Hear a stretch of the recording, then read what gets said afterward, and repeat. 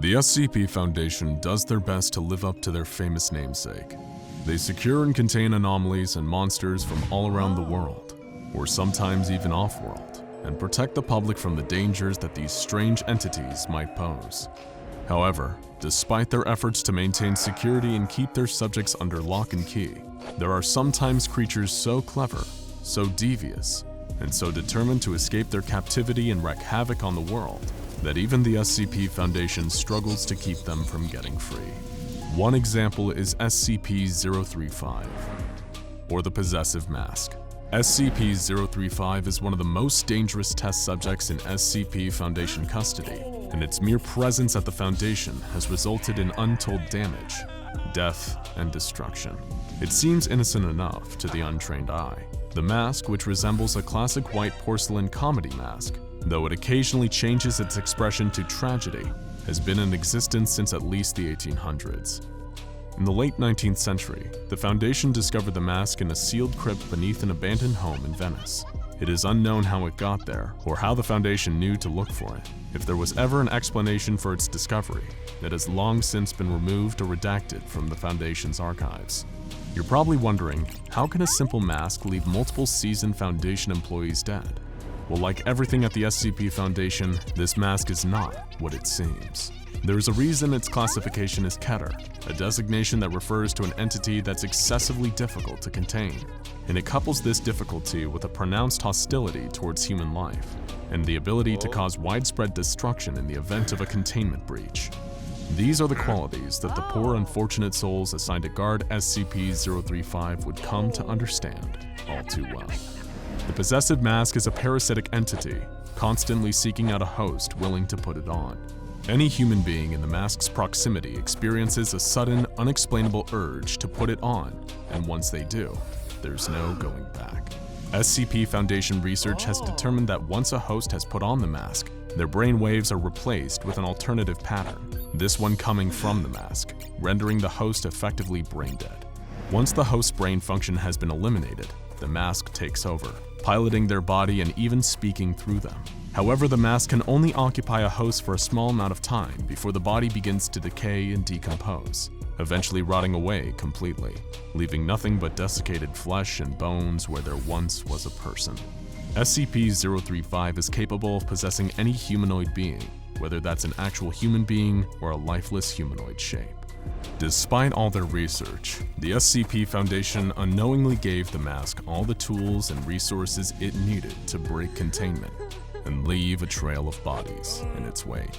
For a time, the mask was given host privileges, meaning that it was purposely allowed to occupy a host in order to speak with the scientists studying it. In order to avoid murky ethical issues, the host was usually something inanimate like a mannequin or a statue. These conditions, however unsettling, allowed the researchers to carry out interviews with the consciousness housed inside the mask, in the hope of beginning to understand it and its motivations. However, SCP-035 lost all access to its host privileges after it almost pulled off an unprecedented, shocking, and nearly catastrophic escape attempt. In its early days at the facility, when it was still allowed host privileges, it was contained in a triple-locked room and monitored by several research personnel. These were experienced researchers who had been with the Foundation for a minimum of 5 years each, an unusually long tenure in such a dangerous and mentally corrosive line of work. These research staff members were thought to be the most capable of handling interactions with the mask and be able to resist its attempts at manipulation. Unfortunately, these assumptions were naive and seriously underestimated the mask's power. Research on the mask indicates that the mask is incredibly intelligent and a skilled manipulator. It has a photographic memory, intelligence that would rank it in the 99th percentile of humans, and the ability to incite dramatic changes in the behavior and people that it talks to. One particularly infamous interview between the entity and an unnamed doctor at the Foundation suggested that the mask may even possess telepathic abilities. The mask was able to give details about the doctor's life that no one else was privy to, including knowledge of an affair that his wife was having. Following the interview, the doctor suffered a psychotic break and committed suicide just 24 hours later. The mask is able to use its superior intelligence, charismatic personality, and mind-reading abilities to get inside the heads of those it speaks with. It will pull out any and all psychological stops to get what it wants. leaving broken minds and spirits in its wake. It was really only a matter of time before it used this skill set to its advantage and attempted to escape its confinement. The day of the escape attempt was like any other. The research staff, a team of 3 intelligent, experienced men, checked into the facility, measured the conditions of the mask's containment unit, and began the process of interviewing the mask like normal. Its motions were slow and looked to require great effort, as its current host was beginning to degrade beyond use. The mask was attached to the blank face of a mannequin, and corrosive black liquid could be seen oozing from its eye and mouth holes. This liquid is excreted by the mask at a near constant rate, and it's thought to be at least partially responsible for the accelerated decay of the host bodies. In spite of the entity's unsettling, nightmarish appearance, it was just another day's work for the men assigned to monitor SCP-035, and so they carried on with their daily routine. Everything was going according to plan until one of the men, Dr. Jones, began to behave erratically. He demanded that his fellow scientists leave him alone with the mask for a while and allow him to engage in a private conversation with it. It is unknown what exactly the two spoke about while the other 2 scientists were absent, as the security footage captured had no sound. However, several minutes into the conversation in the footage, Dr. Jones can be seen dissolving into a fit of tears, laying on the ground and shaking with sobs as the mask dispassionately watches. He then climbs onto his knees, begging the mask for something, before he embraces it. He holds the mannequin in his arms for 5 straight minutes, weeping again before they separate. After this disturbing emotional display, Dr. Jones brought the other scientists back into the room with him. What happened next is still uncertain, but there are a few things that we know for sure. The other scientists began to speak with the mask.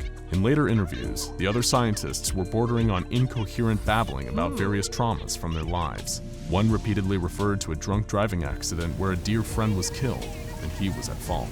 Another simply cried out for his mother again and again.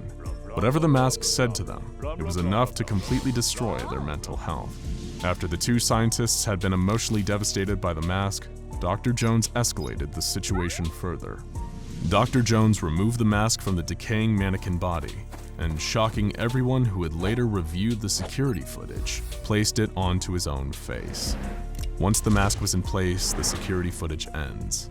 At the command of the mask, which was now speaking through Dr. Jones, the other 2 men switched off all security camera monitoring SCP-035's containment facility.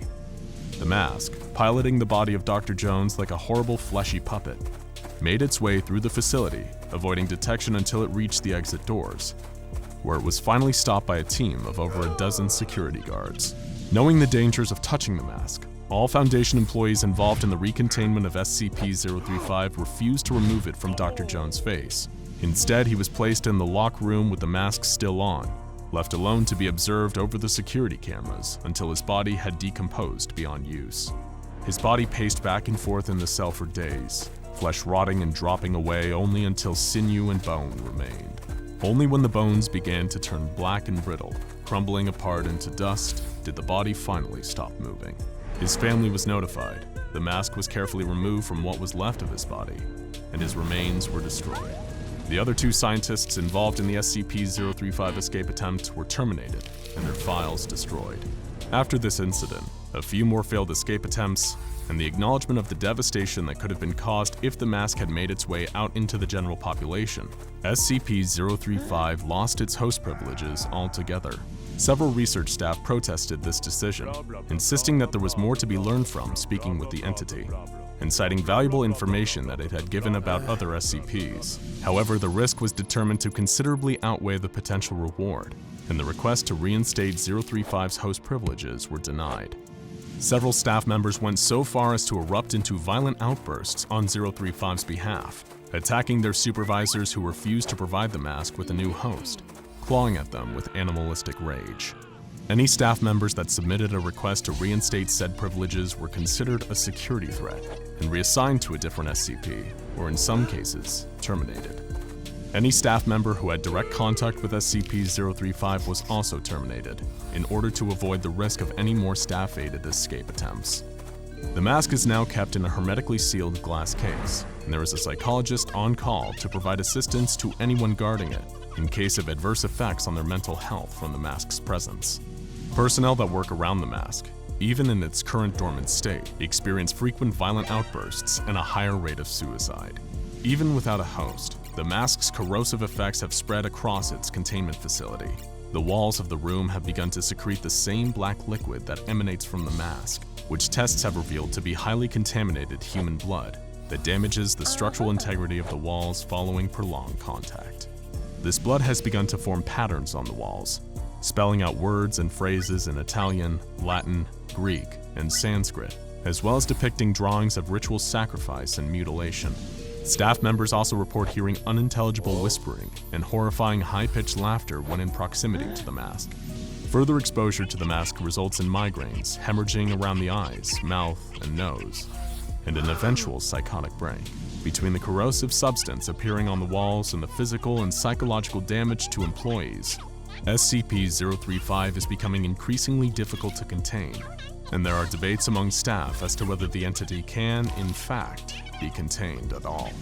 As soon as possible, SCP-035 will be moved into a new containment facility, and its previous cell will be isolated from the rest of the Foundation's property and destroyed for the safety of all involved. We can only hope that the new containment procedures are more effective than the last ones, and that this mask never makes its way into the world again. If it does, who knows how many lives it will claim. In the meantime, if you ever come across a strange mask and feel a nearly uncontrollable urge to put it on, ignore the whispered pleas to just try it. Ignore the echoing laughter and the sensation of something older and more powerful than you can imagine rummaging through your deepest, darkest, secret thoughts. Turn around and run as fast as you can in the other direction. You'll be glad that you did. What does a monster look like to you? What figures slither and claw their way into your nightmares, chasing you down endless halls and stalking you through the dark until you wake up screaming? Maybe you imagine something tall and lean, bony arms reaching for you from atop impossibly long, slender legs, its featureless face showing no mercy. Maybe you think of a man in a striped sweater with knives for fingers, or a serial killer in a hockey mask, wielding a machete. Maybe it's something more inhuman, a cosmic horror of tentacles and eyes that can see into your very soul.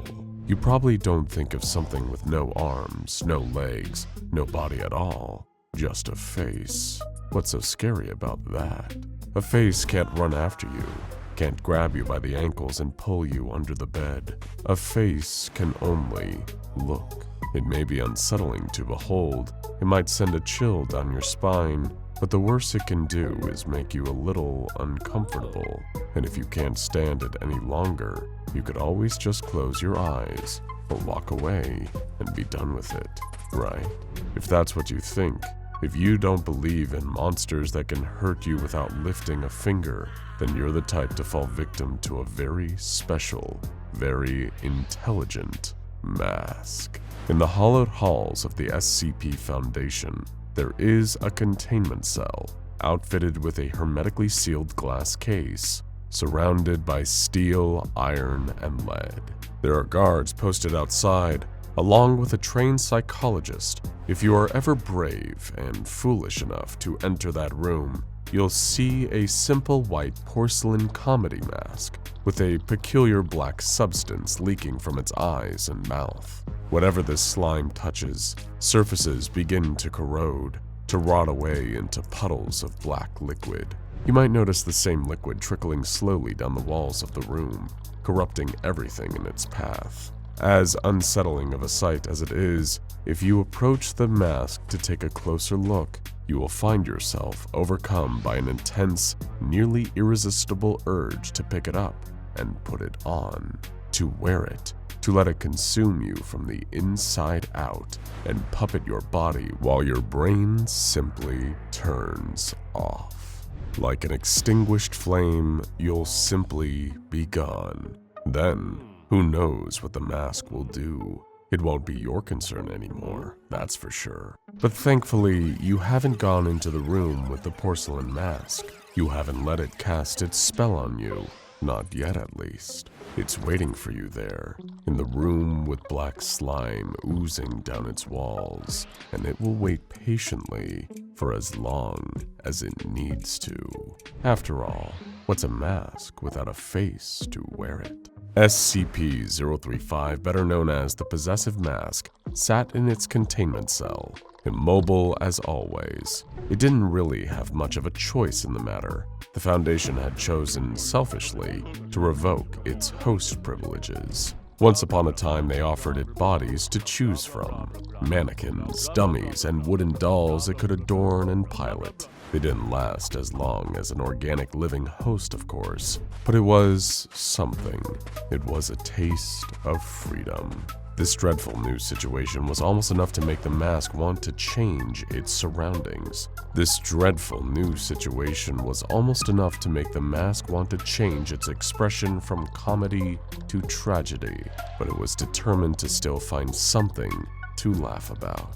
Even without a body trapped in this infernal box, there had been some delicious opportunities for entertainment. Human minds were fragile things. The mask had learned this over the infinite years of its life, if one could call it a life. Apply the right kind of pressure to the right weak points, whisper an enticing word or two, find the right emotional wound to sprinkle a pinch of salt into, and humans would buckle completely in almost no time at all. It had tried all sorts of methods since being confined to this boring little box. Sometimes it would charm someone, pour honeyed flattery into their heads until the person felt like the mask was a dear friend, a confidant.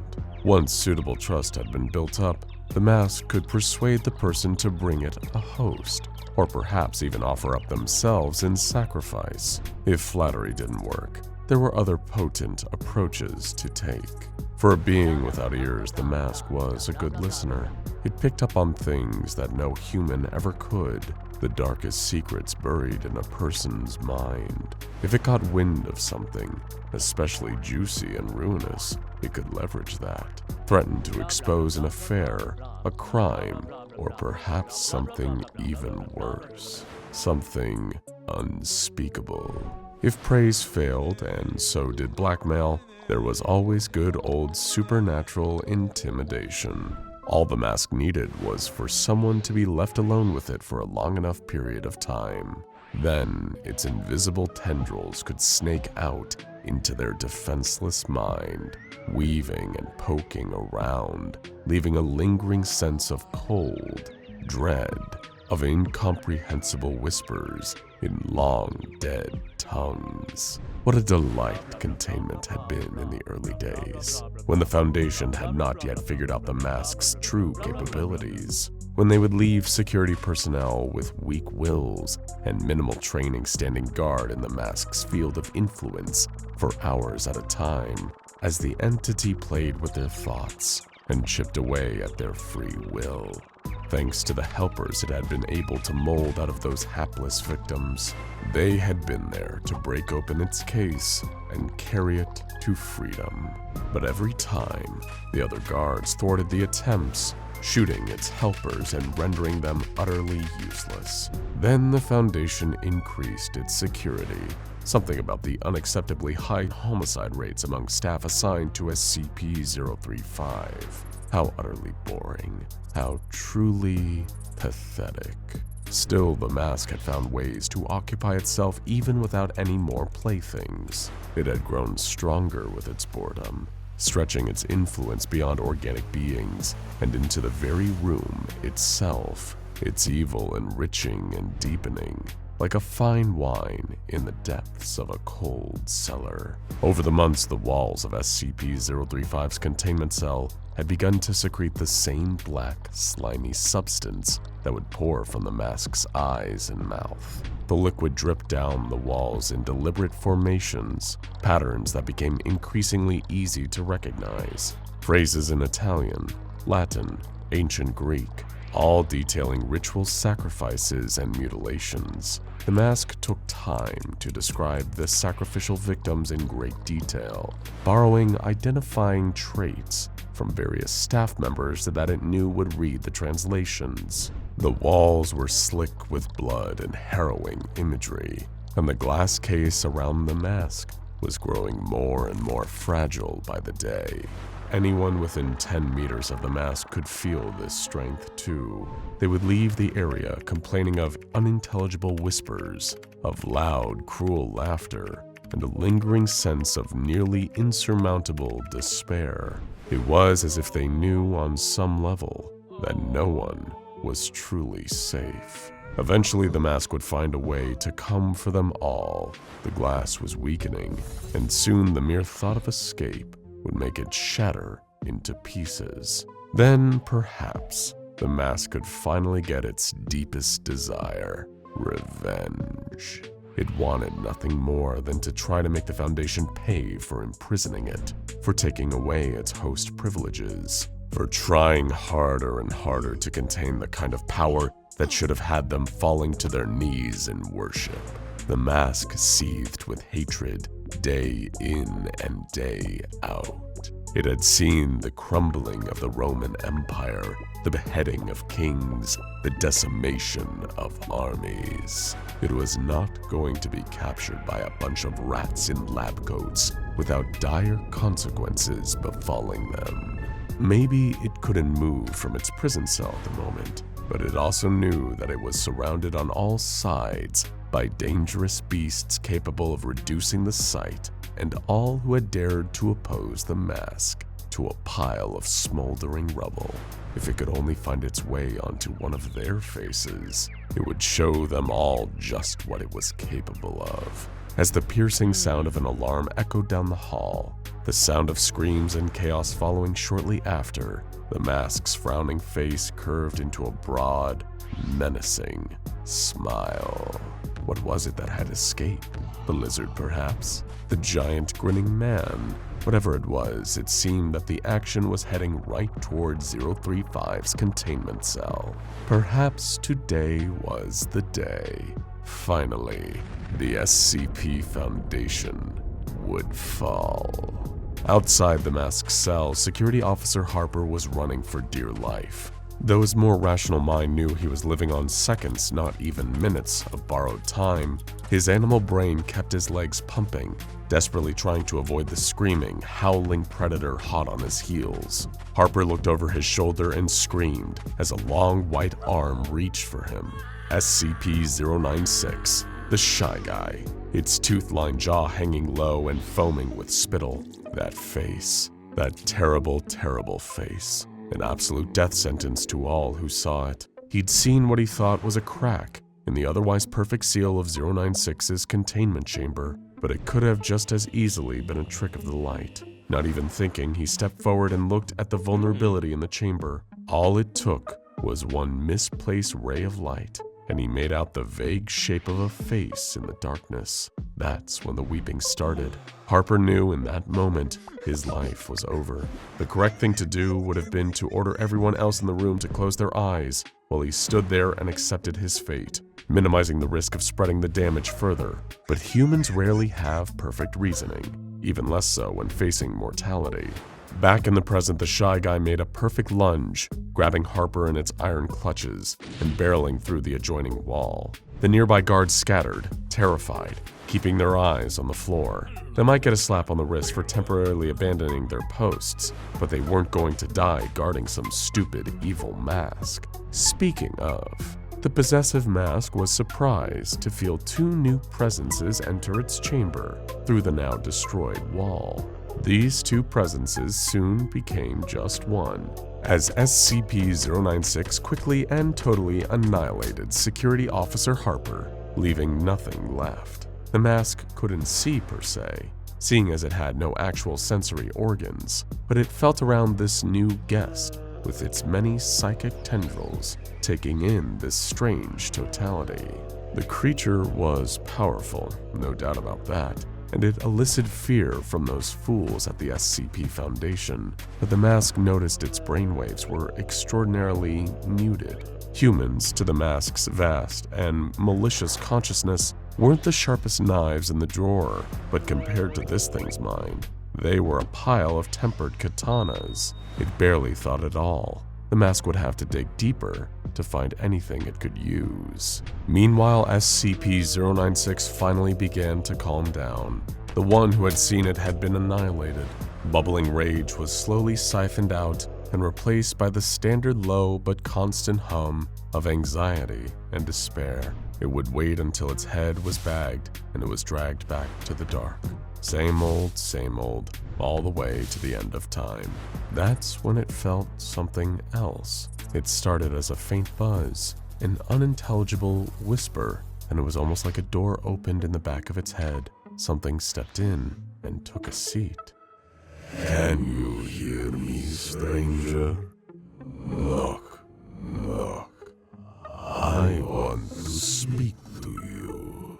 Something about the voice frightened and comforted SCP-096 at the same time. It spoke with a greater degree of sympathy than the creature had heard in a long time.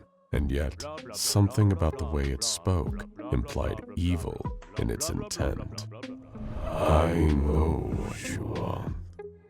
I know what you fear.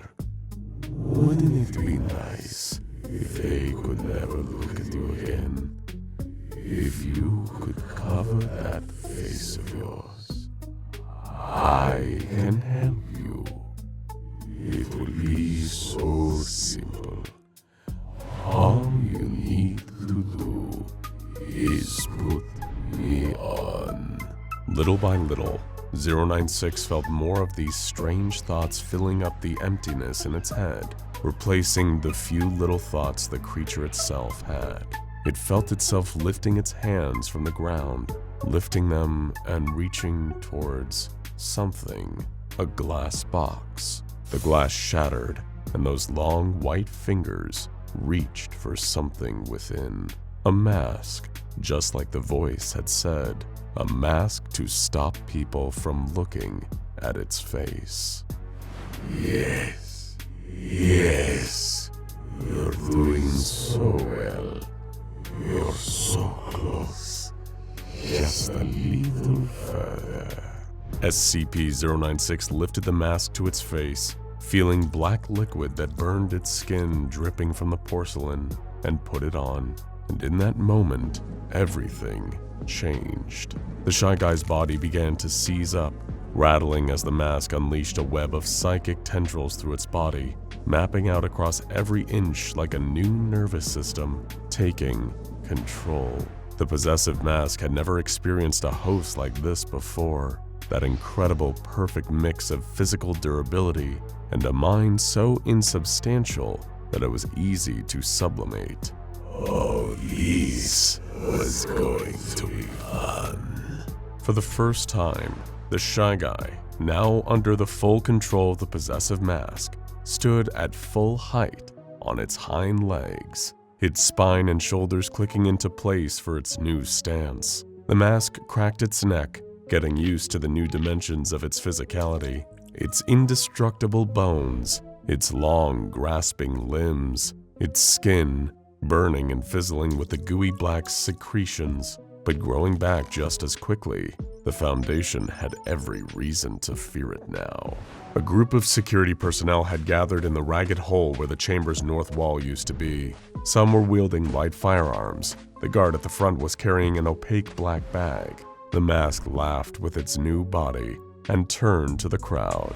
The second they saw it on 096's body, their faces fell. For a moment, their bodies went slack with terror. This situation was unprecedented. What course of action could they possibly take at a time like this? It looked at the bag held by the leader of the security force and projected a single thought into his mind. You won't be needing that. Before any of the guards even had a chance to open fire, the mask lunged forwards, using the long, terrible arms of the Shy Guy to tear through the guards. They were dead in seconds, their bodies strewn about the hallway. The mask's porcelain was twisted into a wide, sadistic grin. It could tell that it was about to have some real fun around here. And once it slaughtered everyone here, it could finally stretch its legs out in the open again. True freedom to spread misery, fear, and pain everywhere it went. there were just a few hundred members of Foundation personnel it needed to turn into corpses first. More containment breach alarms sounded around the site as the mask began its rampage, running through the hallways and tearing apart any unfortunate Foundation personnel it could get 096's hands on. Guards, researchers, administrative staff, and even one extremely unlucky janitor in hallway C6. It was having the time of its long and terrible life, and much to its glee, it seemed that this new host's body was still holding up. It was perfect symbiosis, a twisted, brilliant mind, and a body that could forever support it. There would be no stopping it, a conclusion that the hapless guards posted around the site soon realized on their own terms. 096 was indestructible, but it was dumb as a brick and had an easily exploitable weakness. Get the bag on its head and you're home free. This new composite creature was a different story. It could think tactically, avoiding head-on confrontations in favor of sneak attacks, and the monster had as much psychic combat potential as physical. Guards roving the building in teams heavily armed with anti-mimetic protective gear still reported feeling immense feelings of psychological dread over comms. That was the greatest sign that the mask would come bursting through the wall moments later and tear them to shreds. The site director put out an urgent call for all nearby mobile task forces to intercept and help them take care of the unfortunate situation. Thankfully, a detachment of MTF Eta 10, also known as See No Evil, was operating on a case in close proximity. Given their specialization in anomalies with a mimetic visual property, many on the team had dealt with 096 breaches before.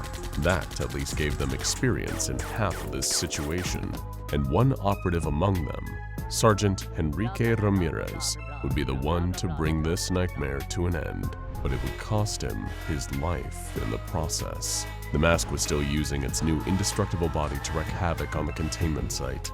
Once it had taken out the primary contingents of guards, it was free to have its fun with the rest, stalking defenseless researchers through the halls, making sure to induce maximum terror before finally striking the killing blow.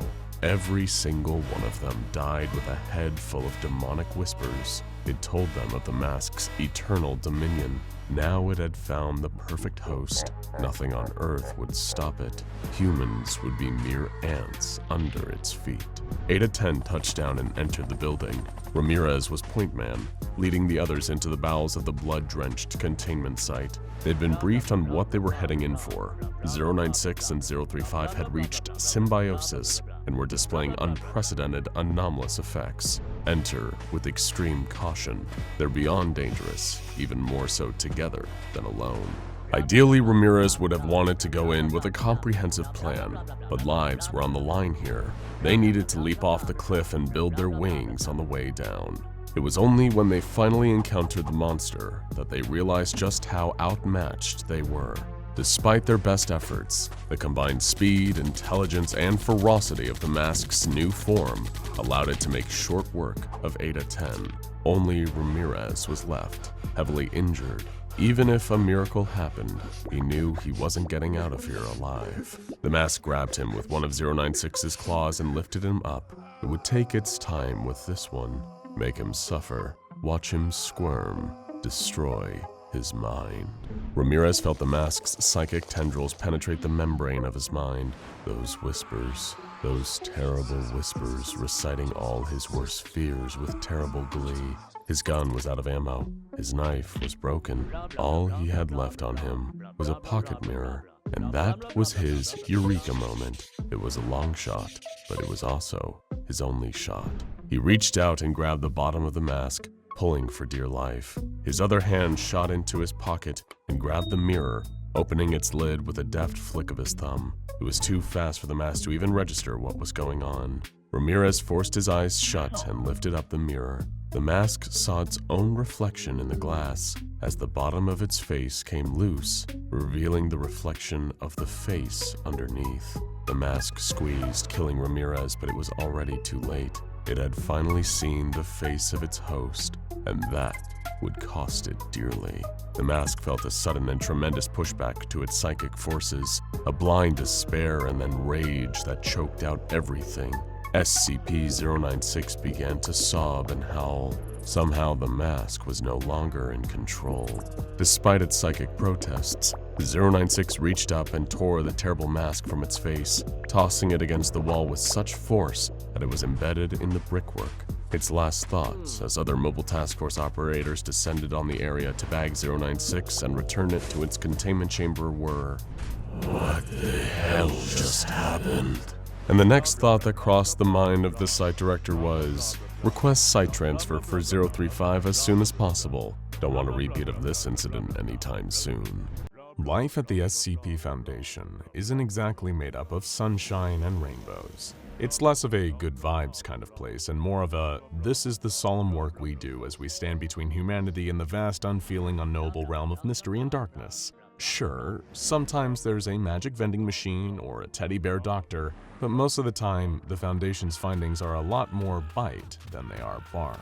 Thankfully, there's the C portion of that infamous acronym, Contain. They keep their bizarre, astounding findings locked up tight, where they can't catch an unsuspecting innocent off guard and, ah! Oh, hey there, little buddy. It's okay, you didn't mean to scare me. Relax, everyone, it's just SCP-999, one of the only contained curiosities allowed to roam freely around the halls of the Foundation. Just look at this guy. Has a sentient mass of translucent orange slime ever been so cute? You want some chocolate, buddy? Okay, here you go. It's incredible, really, that the place that houses a neck-snapping sculpture and a haunted chess-playing machine could also be the home of such a delightful little blob. You know, now that I think of it, it's amazing that being in the vicinity of unspeakable horrors day after day has never put a damper on 999's positive attitude. He's got the persistent, cheerful disposition of a Labrador puppy, but how well would SCP-999's inherent wholesomeness hold up against one of the most wicked anomalies contained by the SCP Foundation? What would happen if the lightest of the light, a slimy piece of pure goodness, came up against a deep, dark evil? Not the omnicidal rage of SCP-682, we all know how that went, but something quieter.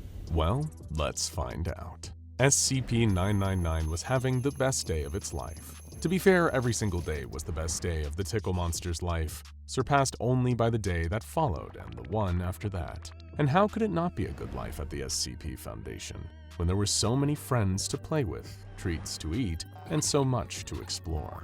SCP-999 was enjoying a hearty bowl of M&Ms, picking out and eating the orange ones, its favorites first, when a familiar figure walked into its pen.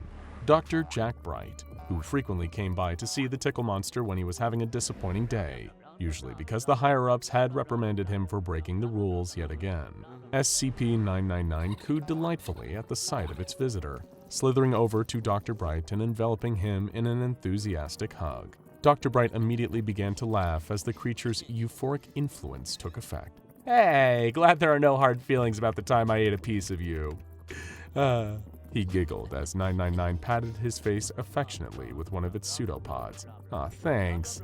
That really takes the sting out of getting the no chainsaws hammer brought down on me again. He patted the slime with his own hand in return, and satisfied that it had sufficiently cheered him, 999 oozed back over to its breakfast to finish consuming the sugary goodness. Oh, I almost forgot. Dr. Bright pulled something out of his lab coat pocket. It was a small can of cola, appealingly shiny in the light. Want some? SCP-999 gurgled curiously and approached Dr. Bright to inspect the can. He popped it open with an inviting fizz and offered some. Fortunately, Dr. Rhodes was walking by at that exact moment. Don't you dare! She snatched the can out of her colleague's hand. You remember what happened last time. 999 can't tolerate caffeine or carbonation. Dr. Bright pouted like a petulant child. But I wanted to see it bounce. Do I need to add another rule to the list? Dr. Rhodes crossed her arms. Or are you going to behave yourself? Ugh. Fine, whatever, I'll find something else to do. Dr. Bright rolled his eyes and left SCP-999's pen with a final friendly wave at the creature. Sensing Dr. Rhodes' stress, the Tickle Monster nuzzled her leg with an inquisitive gurgle. She smiled indulgently and gave the slime a hug before she followed Dr. Bright down the hall, keeping an eye out for any more potentially disruptive antics. Satisfied at having cheered everyone up, SCP-999 went back to its bowl of candy and devoured the remaining treats. But then there was nothing left to eat, and no one in the room to visit or play with. What was a lovable slime to do? Why, explore, of course. SCP-999 had the freedom to roam all over the Foundation site, until bedtime, that is, and it loved oozing down the halls looking for friends to greet and strangers to meet. After all, a stranger is just a friend that the tickle monster hasn't tickled yet. As the slime slid along the floor, it took the time to say hello to everyone it passed by, bumping them, nudging them, or in the case of Josie the half-cat, very gently petting her head with one of its pseudopods. The cat purred, and 999 responded by vibrating its gelatinous body, producing a soft purr of its own. Then Josie was distracted by a dust particle drifting through a beam of light and darted off to chase it. So the tickle monster continued on its way, looking for something new and fun to do. It spotted the perfect new activity. 2 guards were walking into one of the sealed containment rooms, a room that the jolly little slime had never been inside of before. Now was the perfect chance to investigate, and maybe play tickle wrestling with the guards along the way. It had to act fast though. The door was beginning to close. Rearranging its body, 999 squished itself into a long, thin line, sliding quickly through the crack in the door just before it shut. This new room was very messy, much messier than 999 was allowed to keep its own room. Any spilled chocolate milk or smeared cupcake frosting was either cleaned up by staff or slurped up by the slime itself. But in this room, there was thick black liquid dripping down all of the walls, some of it arranging itself into patterns and words, though 999 couldn't read what they said.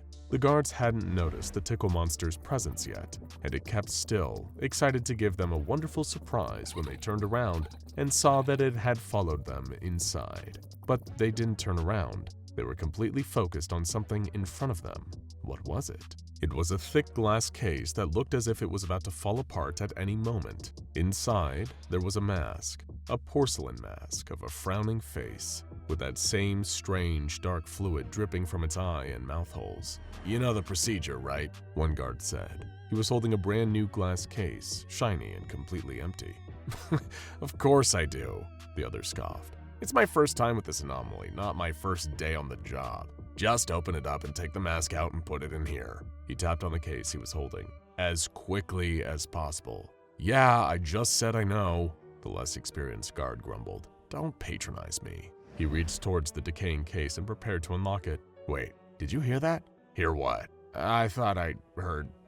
Never mind." SCP-999 vibrated with excitement. Would they give it some well-deserved attention? Maybe play a game? But no, the guard wasn't talking about the eager orange pal behind him. He was feeling the influence of something much more sinister. "Do you want me to do it?" the more experienced guard offered. "No, just... You really don't hear that? That whispering?" His colleague just shook his head. "Fine. It's just been a long week, I guess." He sighed and popped the case open, reaching for the mask inside. As soon as his fingers made contact with the porcelain surface, the black goo dripping onto his skin where he should have been wearing protective gloves, his expression shifted. His eyes went blank, like someone sleepwalking, lost in a dream even as their body moved in the waking world. "Frank, what are you waiting for?" The other guard nudged him, but Frank said nothing. He delicately lifted the mask out of the glass box, and before anyone could stop him, placed the frowning white face over his own. Only, it wasn't frowning anymore. As soon as its features slipped over Frank's, covering him, erasing him, its mouth curved into a malicious smile. "Frank, what the hell are you doing?" the guard cried out, as the man he had once known grabbed hold of his shoulders. "Not Frank anymore." A voice came out from behind the ceramic lips, but it was different, cruel, cold, ancient. "Frank's gone out, I'm afraid, and he won't be back anytime soon." The guard tried to break away from the masked man's grasp, tried to reach for the emergency alarm, to signal that the containment change had gone horribly wrong, but the mask shoved him into the wall, hard. The guard hit his head and slumped to the ground, unconscious and likely concussed. Well, SCP-999 has had just about enough of all of this. It hated seeing anyone hurt, especially humans, and clearly its help was sorely needed to make things better. It couldn't tell exactly what had upset the man in the mask so much that he was acting this way, but he knew one thing that always cheered humans up. it was time for a bit of good old-fashioned tickle wrestling. SCP-039 hurled itself across the room, enveloping Frank's body from his feet to his neck, and it began tickling him as it did. The force of 999's tackle sent Frank's body careening towards the ground, and when it landed with a heavy thud, the mask flew off his face and skittered across the floor. Now that it could see Frank's face, 999 looked for signs of laughter, of joy, but Frank was dead asleep, eyes closed, jaw slack. His heart was still beating, but he wouldn't wake up. Confused, concerned, and upset at what it had witnessed in this new room, the slime slithered along the floor toward the mask that had caused so much trouble. It seemed to be staring at 999 with its dark, vacant eyes. It didn't look like a toy. In fact, it looked like something that the slime should avoid touching. But it couldn't help but notice that the face had changed back to a frown. Could 999 really leave the mask there on the floor frowning like that? The tickle monster couldn't help it. With a soft greeting by way of a high-pitched cooing noise, it reached out to the mask and picked it up. Though the slime creature didn't have a traditional face for the mask to sit on top of, its influence quickly grabbed hold of 999's gelatinous frame. It stopped moving, stopped gurgling, stopped looking at the world through rose-colored glasses. Right now, SCP-039 was being piloted by the Possessive mask, and it was looking for a way out. Once it escaped containment, it could find a new host, a proper host, with arms, legs, and a mouth. But for now, this undignified vehicle would have to do. It took the mask some time to learn how to pilot this strange, soft body, with its malleable form and odd methods of moving itself around the room. But it slowly adjusted, and wearing the silhouette of the tickle monster like a disguise, oozed out of its containment room and into the hall. Staff walking by barely even noticed 999's presence. They were too preoccupied with their work. They were used to seeing it and giving it a polite nod, but most of them didn't have the time to stop and say a proper hello at this time of day. Perhaps this would be easy after all. The mask had lost its chosen host, but found something even better: the perfect cover and the chance to hide in plain sight. It could take in the lay of the land, scope out potential exit routes, and ideally slide out of Foundation custody completely unnoticed. The mask began to smile at the thought. As the mask steered SCP-039's body around the site, a peculiar feeling began to gnaw at the back of its mind, like an itch it couldn't quite scratch, something irritating that wouldn't leave it alone.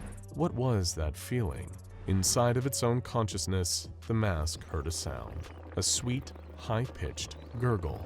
No, that was impossible. And yet somehow, the consciousness of the tickle monster had survived in the face of the mask's power. It was there, still needling at the mask's darkness with that insipid, insistent kindness. Shut up, The mask hissed, frowning.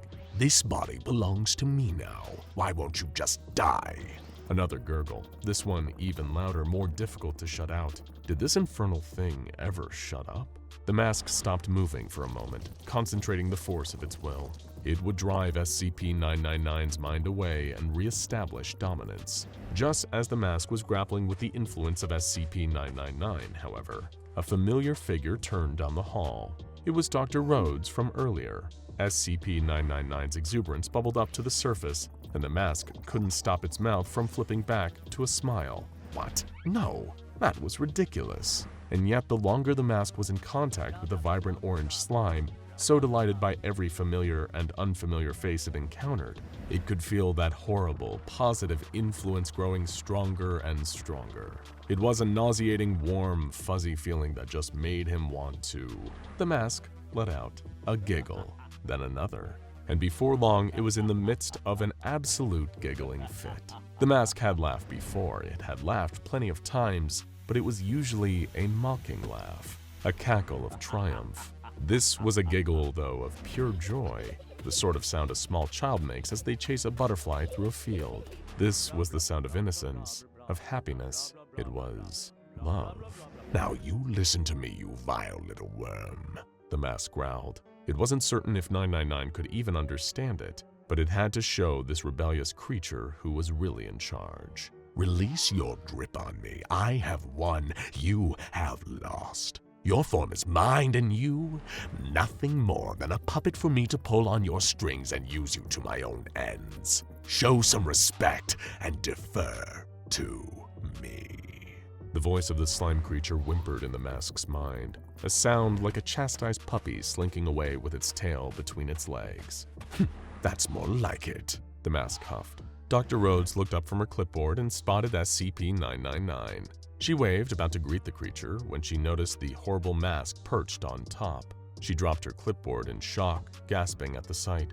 No, she breathed, heart sinking as she saw one of the purest pieces of good in all of the Foundation fall into the forces of the mask.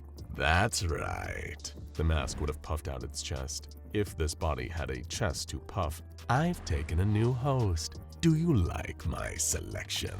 It relished the tearful look in the woman's eyes, the horror that caused her hands to shake and her cheeks to go pale. Show me the way to the exit, so I might take my leave of this place, and perhaps I will spare your life. The mask was just gearing up for a good threat, a really nightmarish one filled with vivid descriptions of mutilation and violence, when that disgusting feeling began to rise up again. That warmth, that buoyancy, it made the mask want to, "Please don't be sad. Here, let me give you a hug." Before it could stop itself, the mask slithered the tickle monster's body over to Dr. Rhodes, wrapping around her tightly. Not to hurt her, no, to embrace her, to comfort her. Her horror turned to laughter as the mood-lifting effect of 999's presence began to work its magic. Through her laughter, she was also confused. Why? She couldn't finish the question, but it was enough to break the mask out of the spell. It reared back, horrified at its actions. What have I done? What have I done? It slithered quickly down the hall around the corner, away from that woman who had evoked such fond feelings towards her. No, towards all of humanity. The mask steered its body into a bathroom, coming face to face with a mirror. It stared at its reflection, its familiar face and dark eyes dripping their usual fluid, perched atop this alien thing poisoning its mind. What did you do to me? What sort of magic is this? Of course, 999 did not answer, but the mask could feel its presence, could feel its delight in the impact it was having. You're ruining me, the mask groaned. I strike terror into hearts, I drive men to madness, I rend their sanity in two, It trailed off, overwhelmed again by the urge to smile, to laugh, to frolic. Though it didn't have a working nose, the mask could swear it smelled an array of heavenly scents, of fresh roses breaking bed in a stone oven, vanilla, and lightly burnt brown sugar. It reached for itself with its pseudopods, about to tear itself off of the slimy body altogether, but it paused. Ah, very clever. I see what your game is. It lowered the pseudopods, brimming with determination. You won't trick me into sparing your life. Once I found my freedom and host worthy of me, I will destroy you, once and for all. But even as the mask made this declaration, the black liquid seeping from its eyes and mouth began to change, to take on a lighter appearance. Was it a trick of the light? No, it was orange, like the gelatinous flesh of the horrid creature it had made the mistake of attaching to. No matter how hard the mask fought, the influence of SCP-999 was spreading. Its mind raced, trying to come up with a new plan, a way to hold on to its identity, but the sound of an alarm blaring outside the bathroom spurred it to get a move on once more. Clearly, Dr. Rhodes had alerted someone that the mask had breached containment. Time was running out. It needed to find the exit fast. It was now or never. The mask oozed back into the hall, speeding up as it went, trying desperately to find a way out before whatever transformation had begun could complete itself. But even as it struggled, it could feel itself changing, warping. It burst into giggles again and whistled a happy tune. It stopped running for a moment, to wave at an armed guard and blow them a kiss. Why had it wanted to leave this facility in the first place? Everyone here was so kind, was so lovely, was its best friend. No, must resist, must not give in to the optimism, to the happiness, to the goodness. If the mask had teeth, it would have been clenching them, trying to stem the tide of joyful noises that threatened to burst out. It felt like something was tickling it, and the tickling just wouldn't stop. Stop it! The mask dissolved into giggles again. I mean it! It could feel something coming, something big. A loud cracking sound rang out, and just as the guards were closing in on the possessed tickle monster, they watched in awe as cracks spread across the surface of the possessive mask, and all at once, it shattered into pieces. The pieces fell to the floor, where they pulled themselves back together with strands of black goop. Meanwhile, SCP-039 sat there, bouncing with glee, completely unharmed. The Tickle Monster received an extra special ice cream sundae for its bravery and amazing work, and the mask was returned to its containment chamber in a brand new glass case. As the mask suffered an identity crisis for the first time in its existence, SCP-039 curled up in its pen, full of sugar and gratitude, and got some well-deserved rest. There are some people who would get tired of being placed in charge of SCP-914 or the Clockworks. The monotony of it all might make most of us go mad.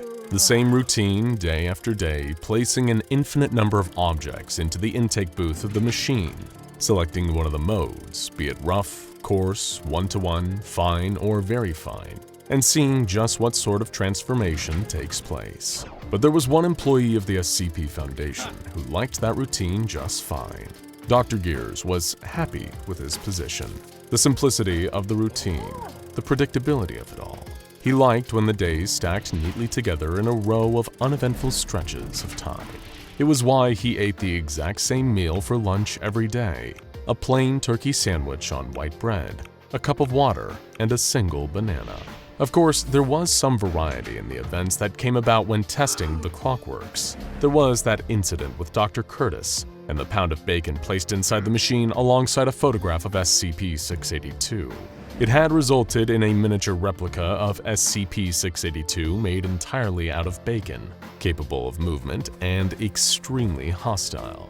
Though its size prevented it from doing any damage, it did still attempt to kill any staff it could find. It had smelled mouthwatering, but Dr. Gears had suspended Dr. Curtis from testing with SCP-914 for the trouble, and a day of having bacon grease cleaned off of every surface in the vicinity.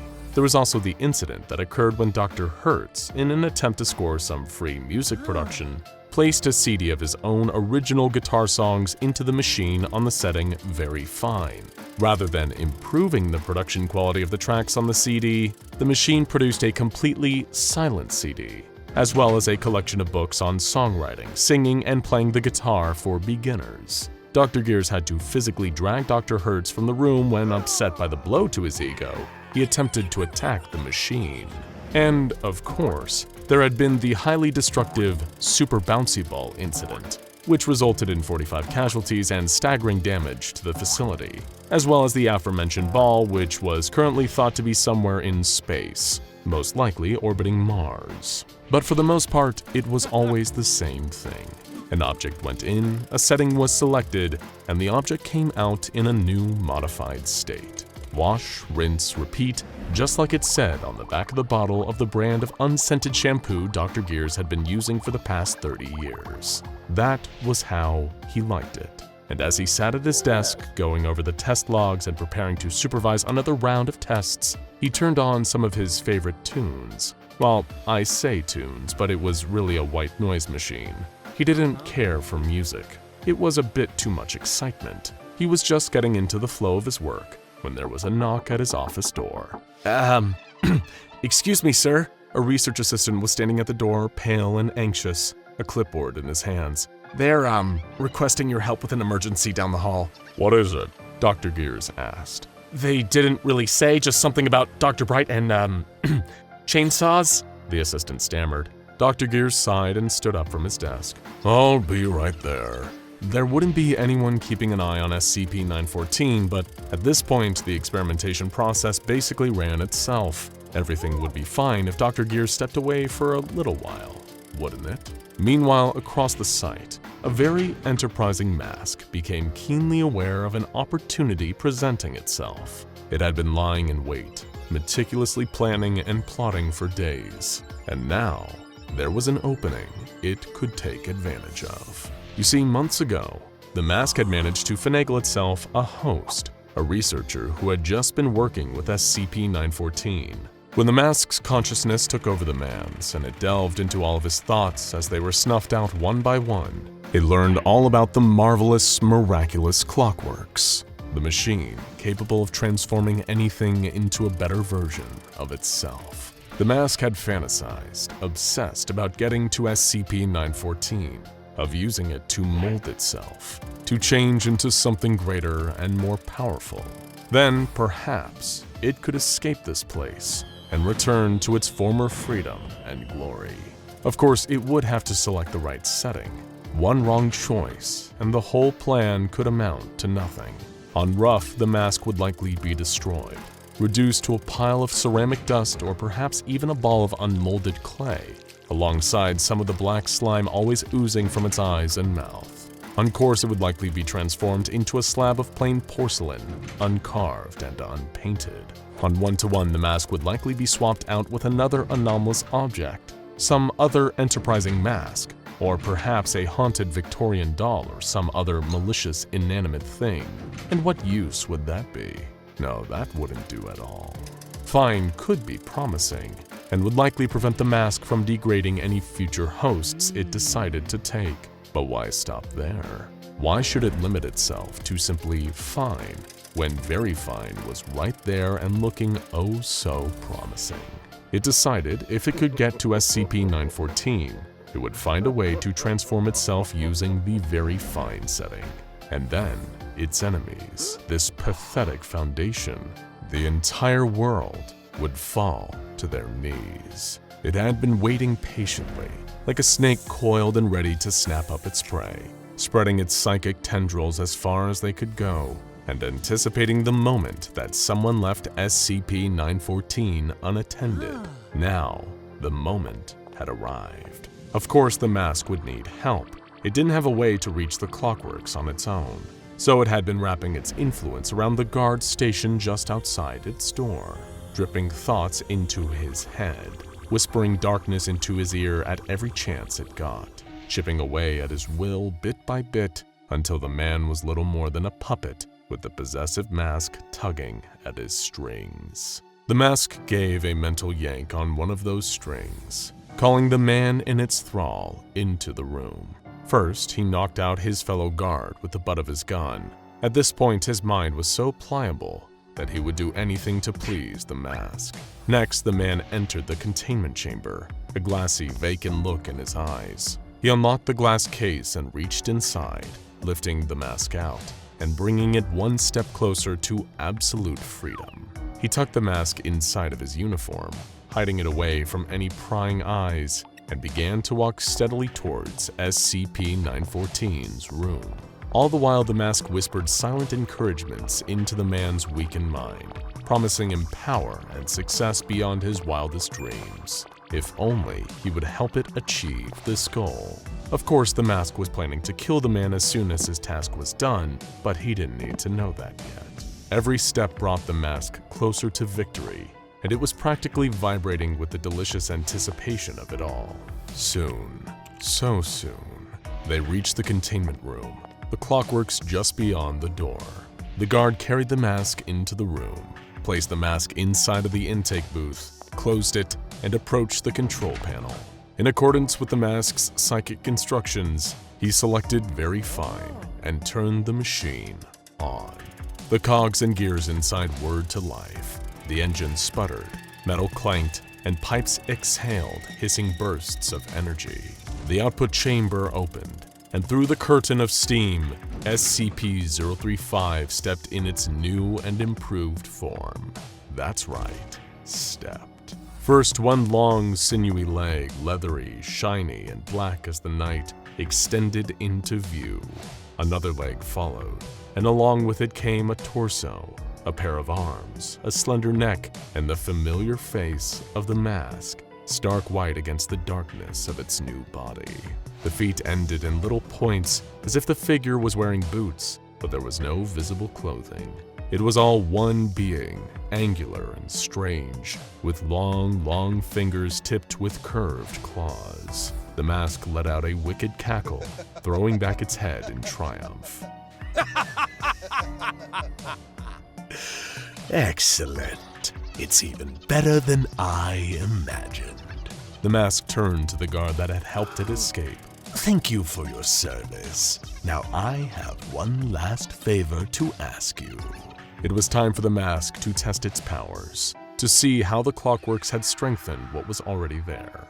what more it was capable of in this enhanced state. I want you to go into the cafeteria, walk into the kitchen, and climb into the oven, would you? Make sure you turn it on nice and hot first. It waited for a few seconds before the man nodded solemnly, turned and left the room, heading off in the direction of the cafeteria. It listened as the moments passed, and the sound of horrified, shocked screams rang out, and it knew that the man had followed its instructions exactly. At the mask's orders, he had cooked himself for lunch. The mask clapped its hands together, cackling again. Wonderful, oh wonderful. Now that's taken care of, what shall I try next? If the mask had eyebrows, they would have been arched in a truly devilish expression. First, it wanted to test its abilities on a truly formidable opponent, someone worthy of the mask's time and attention. Casually as you please, it strode over to one particular containment chamber to see about an unkillable reptile. As it walked, several guards took notice, pointing their weapons at the mask and ordering it to stand down. Each time it chuckled, and with a wave of its hand, the barrels of their guns warped and twisted into little metal bows, completely useless. It snapped its clawed fingers, and the guards fell to the ground in an unconscious heap. Can't have you sounding the alarm yet. The fun is only just beginning, the mask remarked, though it knew the guards couldn't hear it. It kicked open the door to SCP-682's containment room with a jaunty greeting. Hello, you scaly fool. I've come to pay you a visit. The reptile did not respond, incapacitated by its hydrochloric acid bath. That just wouldn't do. The mask concentrated, and the steel chamber broke apart, acid spilling everywhere, hissing as it splashed onto any available surface. SCP-682 lifted its head, twitching its tail, and took in the sight of the new and improved mask. What do you think? The mask posed for the creature, laughing again. It seemed it couldn't stop laughing lately, its expression fixed into a permanent, gleeful smile. It couldn't help it. Freedom and power just felt so good. Disgusting, SCP-682 remarked. Unimpressed with this display, it lunged at the mask, preparing to attack, but the mask held up a hand to stop it. Not so fast. SCP-682 suddenly froze in place, eyes rolling wildly as it tried desperately in vain to move. Let's see. What should I do with you? The mask was itching to test out its reality warping abilities. It had the feeling that there was very little it couldn't do in this state, and wanted to see just how far its power could go. But what would be suitable punishment? What could be the cruelest possible thing to do to such a creature? The mask could simply try to kill it, to finally snuff out this endless, miserable life. But that would be a release. That would be far too easy. Aha! A light bulb went off in the mask's twisted mind. Perfect. It waved its hand, releasing SCP-682 from its paralysis, but as the massive lizard snapped its jaws and moved to take a bite out of the mask, it lost its balance, falling to the ground. Its legs had begun to shrink, rapidly knocking its center of gravity askew. Soon the rest of its body began to follow, getting smaller and smaller at an unbelievable pace, until finally, where there had once stood a massive, impossible prehistoric beast, was something resembling a baby alligator. A tiny little tail thrashing about, short stubby legs, bulbous eyes, and a mouth full of sharp but adorable, non-threatening teeth. When the shrunken SCP-682 spoke, its voice was high-pitched and squeaky. It roared. Yes, you are. The mask turned and left, thoroughly pleased with its work, and shut the door behind it. Now, what other fellow anomalies could the mask exercise its absolute superiority over? It pondered other supposedly dangerous and deadly entities that it had heard about over its time in Foundation custody. It all seemed so laughable now. There was only one true danger within these walls, and it was the mask. Oh, what about that abominable sculpture? The ugly thing with a penchant for snapping necks, but only when a person wasn't looking at it. The absolute coward. Cowards didn't deserve to live, the mask decided, and it made its way over toward SCP-173's containment cell.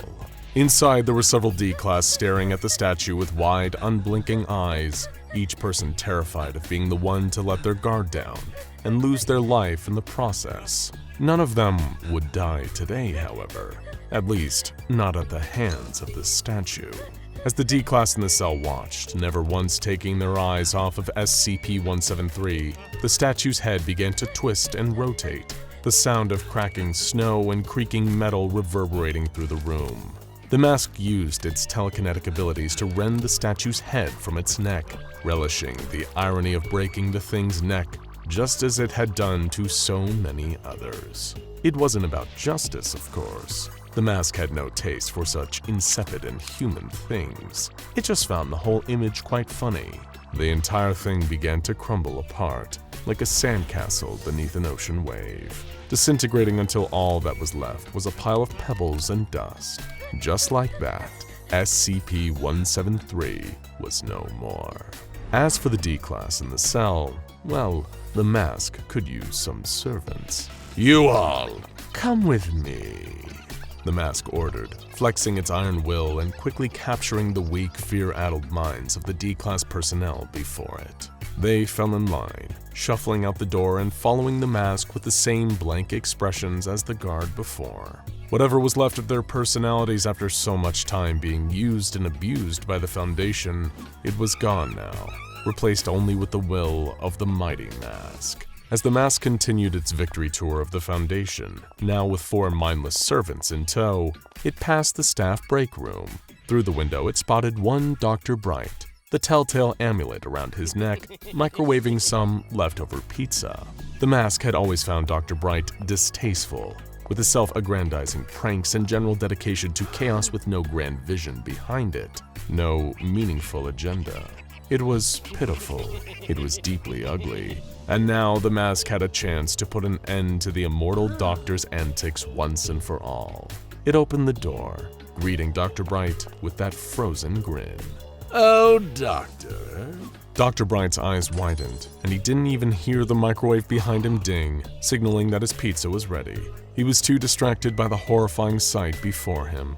But as he opened his mouth to scream, to call for help, the mask reached out and ripped the amulet from his neck. The host body fell limply to the ground, and the mask looked down at the amulet, glinting in the light that held Dr. Bright's consciousness inside. It stared at the amulet with a flinty gaze, and under its empty stare, the metal began to rust, to degrade, and to melt into an unrecognizable slurry. The mask let it drip onto the floor. Then, when all that was Dr. Bright had melted away, it wiped its hand off with a napkin and ground the wet puddle on the ground with its heel. "Goodbye, Doctor," the mask hissed. "Now, what's next?" But as the mask turned to walk down the hall, it came face to face with a disapproving face. SCP-343 had manifested directly in front of the mask, and he clearly had learned of the mask's behavior so far that day. You've been busy. Yes, very busy. Lots to do, you see. The mask chuckled smugly. You understand why I can't allow this to continue, right? 343's expression remained stern but calm. You believe you can stop me? The mask tilted its head to the side. Of course I can.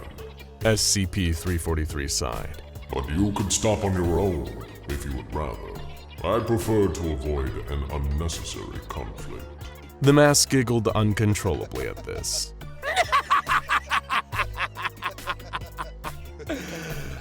I am going to rend the flesh from your bones, it simply said. I thought you might say something like that. I'm going to have to take your body. I'm sorry. SCP-343 prepared to teleport the mask's new body to another location, separating them and reducing the mask to its original, more manageable state. But before he could, there was sudden darkness in the room, every light blinking out all at once. The hall was plunged into shadow, but this was no ordinary darkness. This darkness was inky, thick, cloaking like smoke clinging to the inside of your throat. Then, just as suddenly as it appeared, the darkness dissipated, but SCP-035 was gone. He hadn't teleported himself to somewhere else. He hadn't walked through the wall to get away from the mask. He was truly gone. The mask couldn't be certain exactly what it had done to SCP-035, but it knew that the enemy had been truly eradicated. In fact, it was fairly certain he had been erased from reality entirely.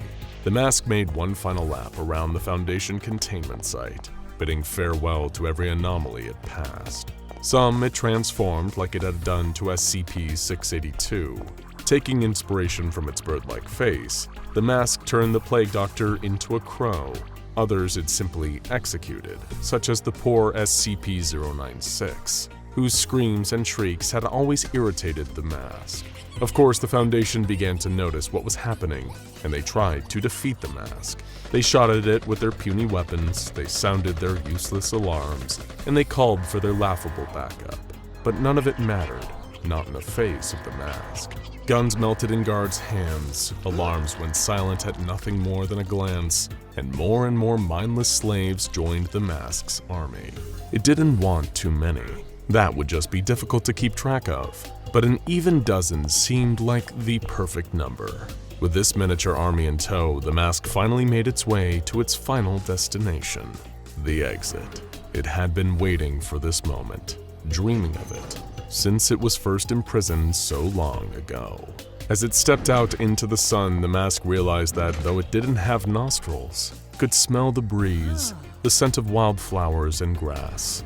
What a beautiful place to mold into the mask's image of an ideal world. The world was its oyster, and the mask longed to swallow it whole. The current whereabouts of the Possessive mask are unknown.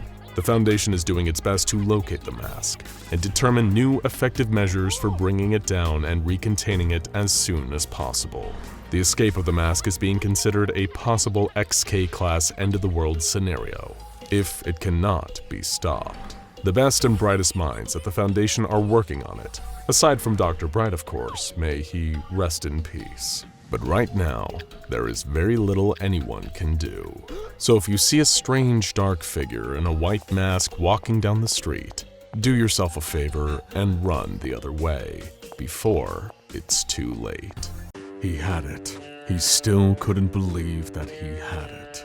Very few professional thieves managed to steal something so valuable right from under the nose of the SCP Foundation, and even fewer lived to tell anyone about it. Kasdan gripped the bag in one hand, holding on to it so tightly, his knuckles felt like they might split. He was drenched in nervous sweat, the clamminess of his palms leaving an imprint on the material of the duffel bag. Its precious contents moved around loosely. Every time it jostled and knocked against him, Kasdan had to fight the urge to unzip the bag, just to remind himself this was all actually happening. But he resisted. He knew the mask wanted not only to be seen, but to be heard as well. The earpiece his client had provided was doing its job, keeping the whispers at bay, dampening the telepathic aura enough to ensure that Kasdan retained control over his own faculties. The bag, he'd been told, would also hopefully dampen the powers of the mask's corrosive fluid. He'd been prepped extensively for this job, more than any other in his long and storied criminal career.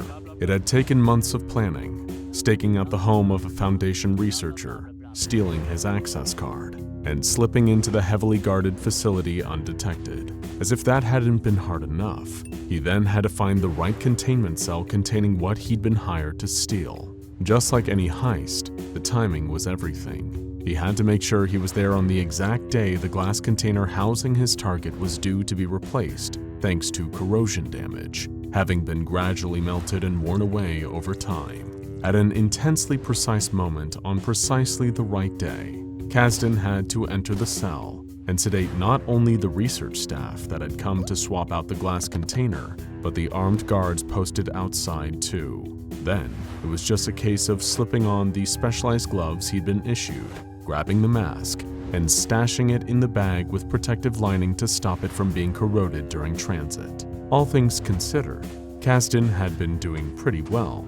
given the circumstances. That was until he heard the blare of alarms ringing out. His heart, which had already been drumming away in his chest through sheer nerves, now began beating so fast it threatened to crack his ribs. Panic shot through his entire system, and at that moment, all sense of rationality was dropped faster than a lead balloon. Any further attempts at subterfuge were pointless. Why keep hiding? Surely the alarms were for him, Kasdan thought, and immediately started running, losing all cover. He barged past a pair of Foundation researchers in lab coats, knocking them both to the ground. A storm of paper files they'd been carrying were hurled up into the air, a temporary smokescreen to cover Kasdan's panicked escape.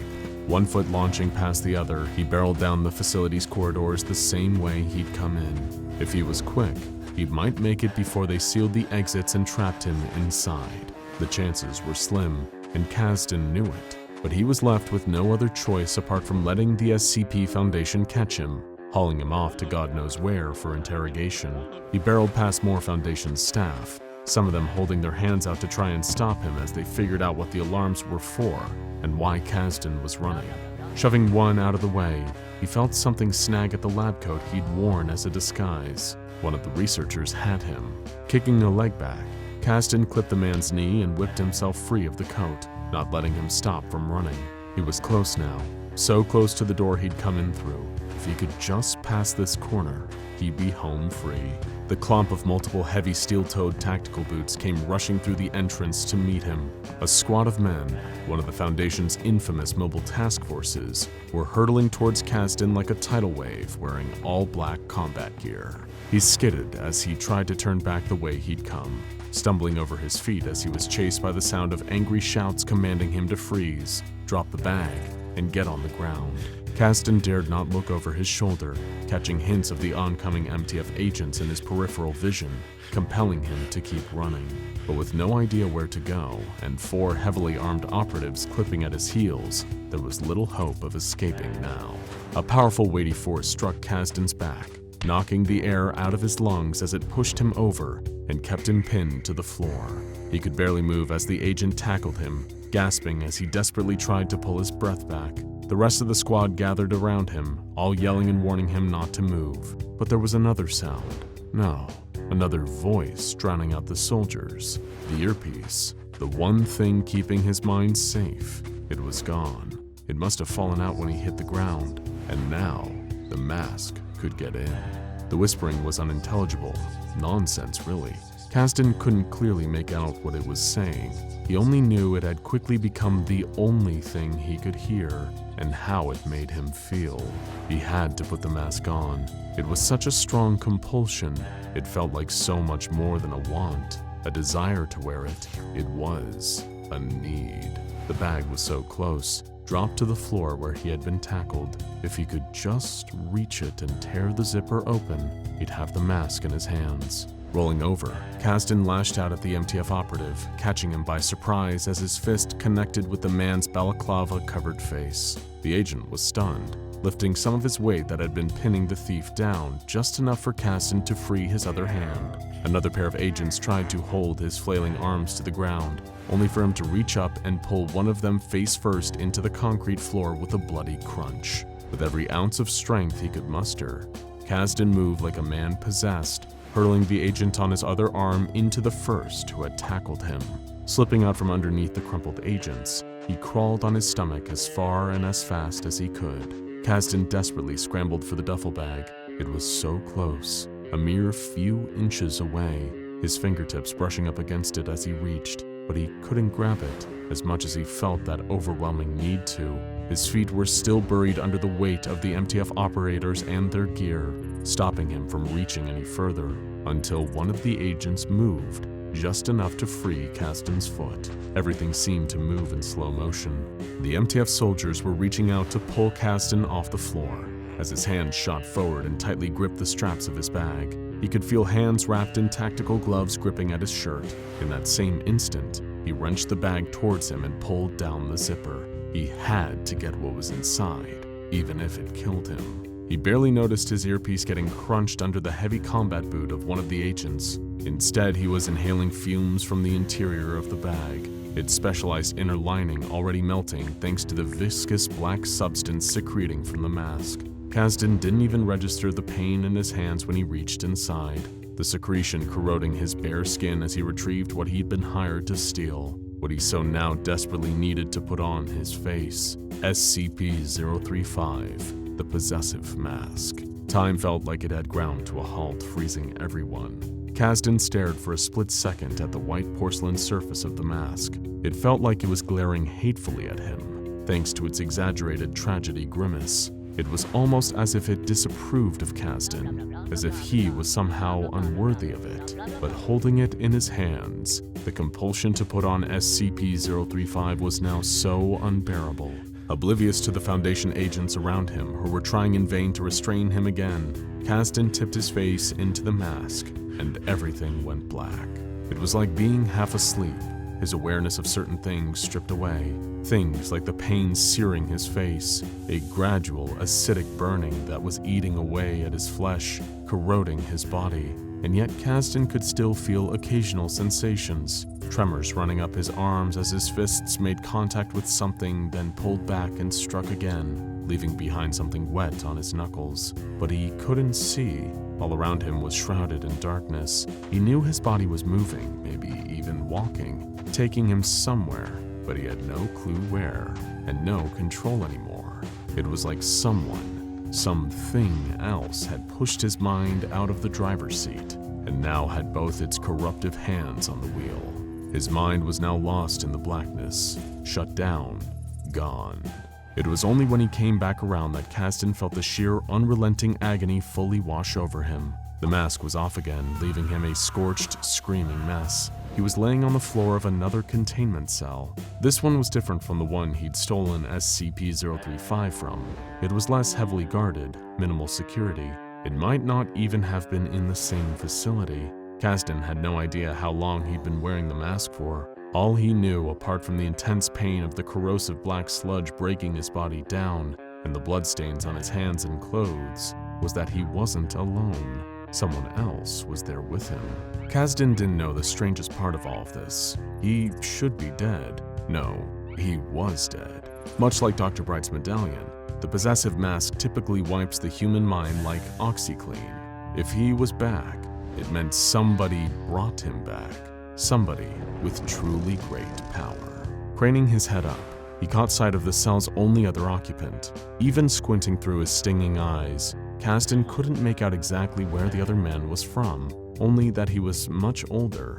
He was looking down at Kasdan writhing on the floor. There was something almost sad lingering in his eyes. There was a kind sympathy behind them, not just from looking at someone with such severe injuries, but an almost apologetic gaze, like he was sorry that the pain even existed in the first place. Glad to see you back, my son, the old man said. It's been a while since I've needed to pull someone back from that deep in the darkness. I was worried I'd be a little rusty. The old man gently reached a hand out towards him and took Kasdan's pain away. He didn't heal him, not fully, just hit pause on his wounds. But before he could thank the kind stranger, the mask started whispering again. Only this time, it was calling to the old man.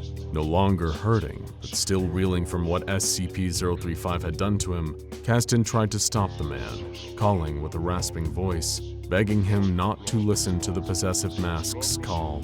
He didn't seem as spellbound as Kasdan had been. In fact, the old man almost just looked like he was going through the motions, pacing over to where SCP-035 lay on the cell floor, picking it up, and just like Kasdan had done, he lifted the porcelain mask over his wrinkled, wizened face. Helpless, unable to do anything other than watch on in horror, Kasdan couldn't help but notice the tragic frown carved onto the surface of SCP-035 had shifted. Now, it was a wide, gaping smile, a comedic grin, with nothing but ill intent behind it. While he had no idea who the old man was, some swirling, sickening feeling in the pit of Kasdan's stomach told him nothing good could come from putting that twisted mask over another anomalous being. If he had only known that SCP-343 was colloquially nicknamed God by the Foundation's staff, and was widely believed to be the sole creator of the entire universe, then Kasdan would have used all his strength to pull the mask off of the old man's face. and smash it to pieces, but it was already too late. The very second the possessive mask slipped over SCP-343's face, the ground shook violently, like the very earth itself was afraid of what had just happened. Still watching from the cell floor, Kasdan looked at this combined creature. It stood still for a moment, slowly breathing through the mask, before it lifted its hands and appeared to examine them. The comedy smile on SCP-035 made it seem like the mask itself was looking with a warped sense of glee at its new host body. More of that same black goo was being secreted out from beneath the mask. Drops of it were rolling off the old man's shoulders. They landed on the cell floor, melting tiny, burning holes as the substance dripped down through the concrete and steel of the facility.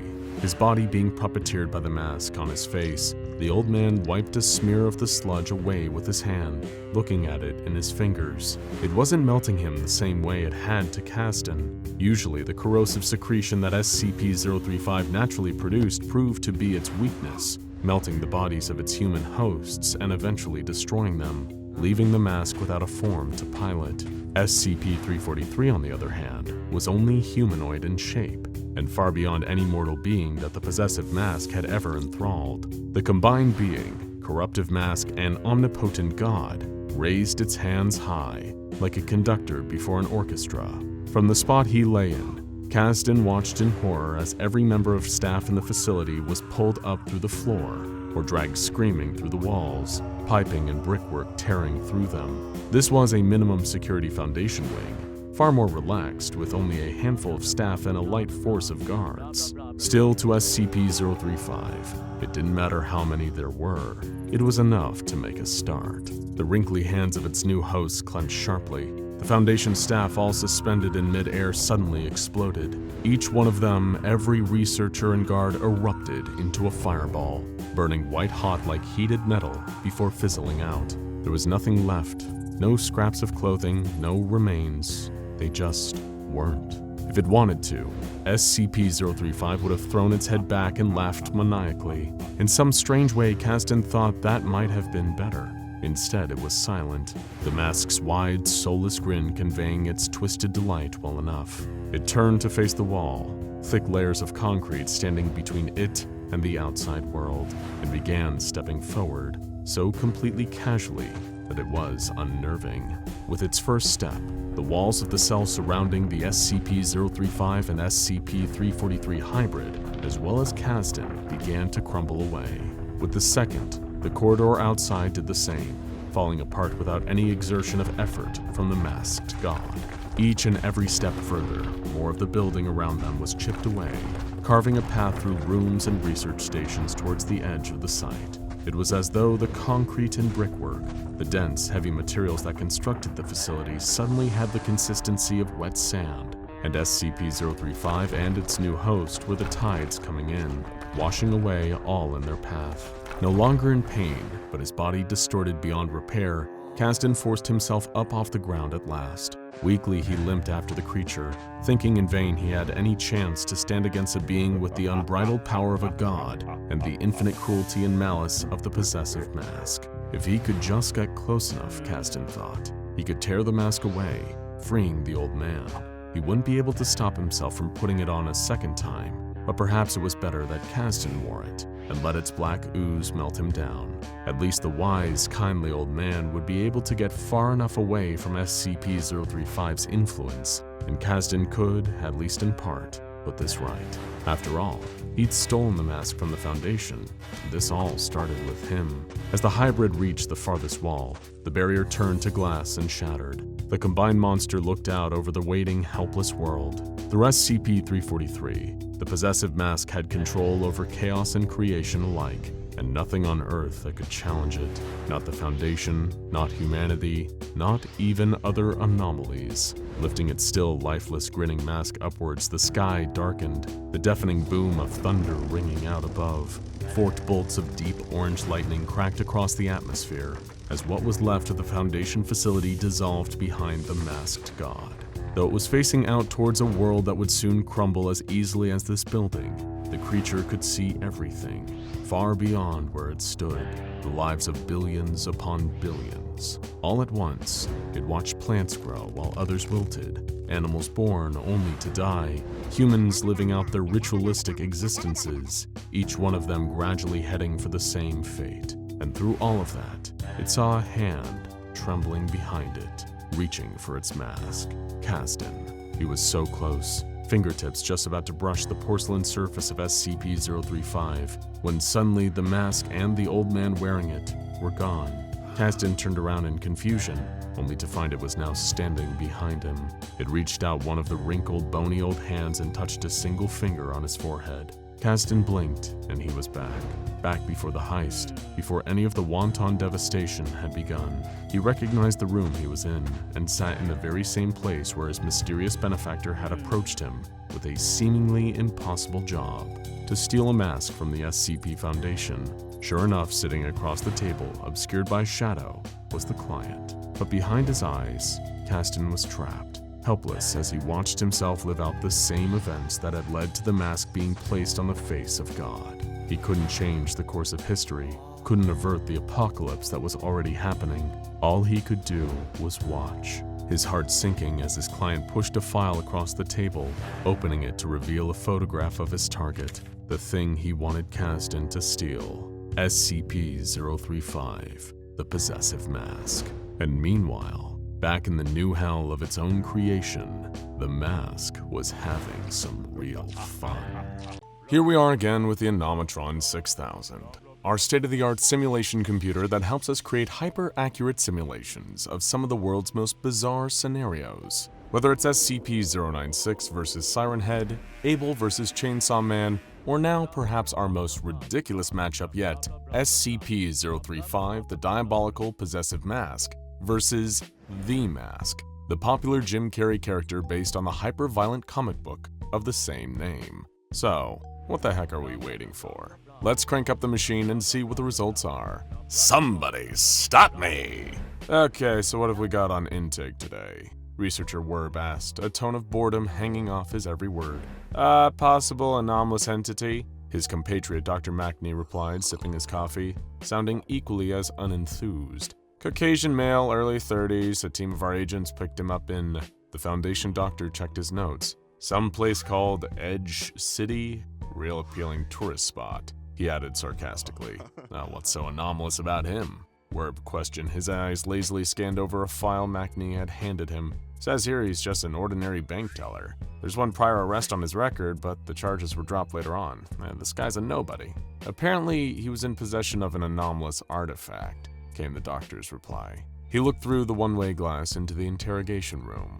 Sat at the table wearing a matching pair of hideous pajamas was a wiry, brown-haired man. What was it? Researcher Werb asked, not bothering to check the file. A mask, apparently, Mackney replied. This thing can form a symbiotic connection with whoever wears it. This guy's had it for a while. It causes him to undergo a dramatic intensification of his personality when he puts it on, as well as granting him some, unusual abilities. Hold on, aren't you just describing SCP-035? Werb said, looking confused. Nope, the doctor responded by handing him a clear evidence bag. In it was a single wooden mask, a dull, darkish green tint to the object. It looked to be almost Viking in its design, with 3 holes on its surface, 1 for the mouth and 2 for the eyes. It was hard to deny it was completely different from the white porcelain of SCP-035. What's this guy's name again? Werb sighed, looking at the scruffy, pajama-clad man waiting for them. Ipkiss, his colleague replied. Stanley Ipkiss. Meanwhile, locked up tight in a hermetically sealed glass case was another anomalous mask. SCP-035 was kept under lock and key by the Foundation, guarded constantly by a pair of armed security officers. One of them, Officer Riegert, had noticed something strange about the infamous possessive mask today, or stranger than usual anyway. SCP-035 was known to compel people to wear it if they were close enough, often through subtle, psychic whispers, but today it seemed restless, almost agitated, like it found something nearby to be intensely annoying. I already told you everything I know, Stanley Ipkiss sighed exhaustedly. He'd been dragged out of bed at the crack of dawn by strange agents and was now being interrogated about what he knew of the wooden mask he'd come across floating in the river one fateful night. "I don't know where it came from, I swear. I didn't even realize I still had it. We threw it back in the river, but my dog must have swum out and fetched it," Stanley explained. "You have no idea what this thing is, not even from any first-hand experience, Mr. Ipkiss?" Dr. Macney asked, holding the mask up. "Look, I did take it to a psychologist who told me it might be Scandinavian, a representation of some Norse night god, Loki, I think," he answered. "We're not interested in this mask as a historical art piece," Researcher Werb retorted. "Tell us what happens when you put it on." Stanley paused for a moment, clearly aware he was in real trouble, but nervous about coughing up the details to his shady captors. With a sigh, he decided it was best to confess. "I don't know how it works, but whenever you put it on, it's like it brings your deepest desires to life. When I wear that mask, I can do anything, be anything," he described, remembering a key detail. "But it only works at night." Dr. Macney and Researcher Werb exchanged looks, uncertain if Ipkiss was just a lunatic or if there was truth to what he was telling them. "Assemble a security team," Macney sighed. "We'll arrange a safe environment for you tonight, Mr. Ipkiss." Elsewhere in the facility, Riegert and his fellow security officer, Duggan, was watching over SCP-035 with growing concern. "What do you reckon has this thing so agitated?" Dugan wondered aloud. "Who knows?" Riegert sighed. "I've already reported it to command, told them 035's in a mood. They said to proceed as normal." Suddenly, as the words left his mouth, Officer Riegert felt strange. It was like he had been hooked by an overwhelming urge to put the possessive mask on. He barely noticed he had reached to unlock the door sealing the area where SCP-035 was contained in its case, and as he stepped through, Officer Dugan's pleas for him to stop barely registered. The other officer tried in vain to pull Riegert back as he walked towards the possessive mask, only to feel his coworker grip his shirt and swing him face first over and over again into the glass case containing the anomalous object. His body going completely limp after being used to break the glass, Riegert dropped Dugan to the floor, too lost in his trance-like state to realize he'd just killed a fellow Foundation security officer. He was too focused on SCP-035 as he lifted it up and placed it over his face. Meanwhile, Stanley Ipkiss had been brought to a testing area, a team of security officers standing around him. The fact that they were all armed did little to ease Stanley's nerves. Dr. Macney strode up to him, pulling the green wooden mask out of the airtight bag it had been sealed in, and handed it to Stanley. "No funny business, Mr. Ipkiss," the doctor warned. "I really can't promise that," Stanley replied. He looked at the mask in his hands, noticed a green shimmer over the reverse side of it. As much as he had gladly given it up, part of him had missed wearing it. He could already hear the low rumbling of thunder outside as he lifted it towards his face, feeling it almost leap out of his hands and latch itself onto him. The green mask eagerly became attached to Stanley, the surface of it spreading out where it covered his face and wrapped around his entire head. Around him, the guards cautiously stepped back as they watched Stanley convulse and writhe around the place uncontrollably, like a man possessed. Both Researcher Werb and Dr. Macney looked at each other in wordless disbelief before turning back to the scene unfolding before their eyes. The booming noise of thunder and cracks of lightning rang out, despite this all taking place indoors, as Stanley Ipkiss vanished in the center of a miniature tornado that spun wildly around the testing area before slowing to a halt. In its place stood a maniacal, wide-eyed figure, dressed in a garish yellow zoot suit and wearing an enormous toothed grin on his bright green face. How do, fellas? The mask bombastically hooted at the guards. Having been trained to deal with absurd anomalies aplenty, the security team all defensively raised their weapons out of a mix of instinct and confusion. "Eesh, rough crowd," the green-faced lunatic stated to nobody. It looked like he had turned aside, as if addressing some invisible audience. Outstretching both arms and one leg, the mask instantly zipped off, hurling around the room in a whirlwind of absurdity, in the style of an old Tex Avery cartoon. The spinning, cackling combination of Stanley Ipkiss and the magical mask weaved in between the Foundation guards, all of whom tried in vain to restrain him until he disappeared out of the door. "After him!" Dr. Macney yelled with urgency in his voice. The guards all turned to run after the mask, only for each one of them to trip over and land face first on the floor of the testing area. as if something had tied them all up by their ankles. It was only after the security officers all struggled back up to their feet that they noticed their pants had been yanked down, leaving the Foundation's finest somewhat embarrassed, to say the least. Outside the testing area, Stanley, or rather the mask, had already closed the door behind him. Out of nowhere, he produced a series of wooden planks and began hammering them into the doorframe, boarding it up before speedily adding chains and padlocks to the mix. Sighing and in an over-exaggerated manner wiping the sweat from his brow, he turned around, only to be met with the sight of even more SCP Foundation guards lying in wait, their guns all trained on him. The mask gave a scream of pure terror that briefly sent his skull popping out of his head and his eyes shooting out of his skull, before everything zipped right back into its original place. His eyes darted around at the faces of the Foundation security, wondering how he was going to get out of this one. "Oh gee, this all seems familiar," He said either to himself or his audience. "Well, if it ain't broken, hit it!" In the blink of an eye, the mask's bright yellow outfit had transformed, replaced by a silk blue rumba shirt with ruffled sleeves, white pants, and a wide-brimmed black hat. As they watched him stood at the ready, a few of the guards noticed the sound of music. Not one of them could tell where it was coming from, nor could they help starting to tap their feet or bob their heads to the rhythm of the Cuban Pete rumba. The entire security team quickly erupted into a full-blown dance number that anyone who saw it couldn't resist joining, all led by the mask, wildly waving maracas in the air and singing.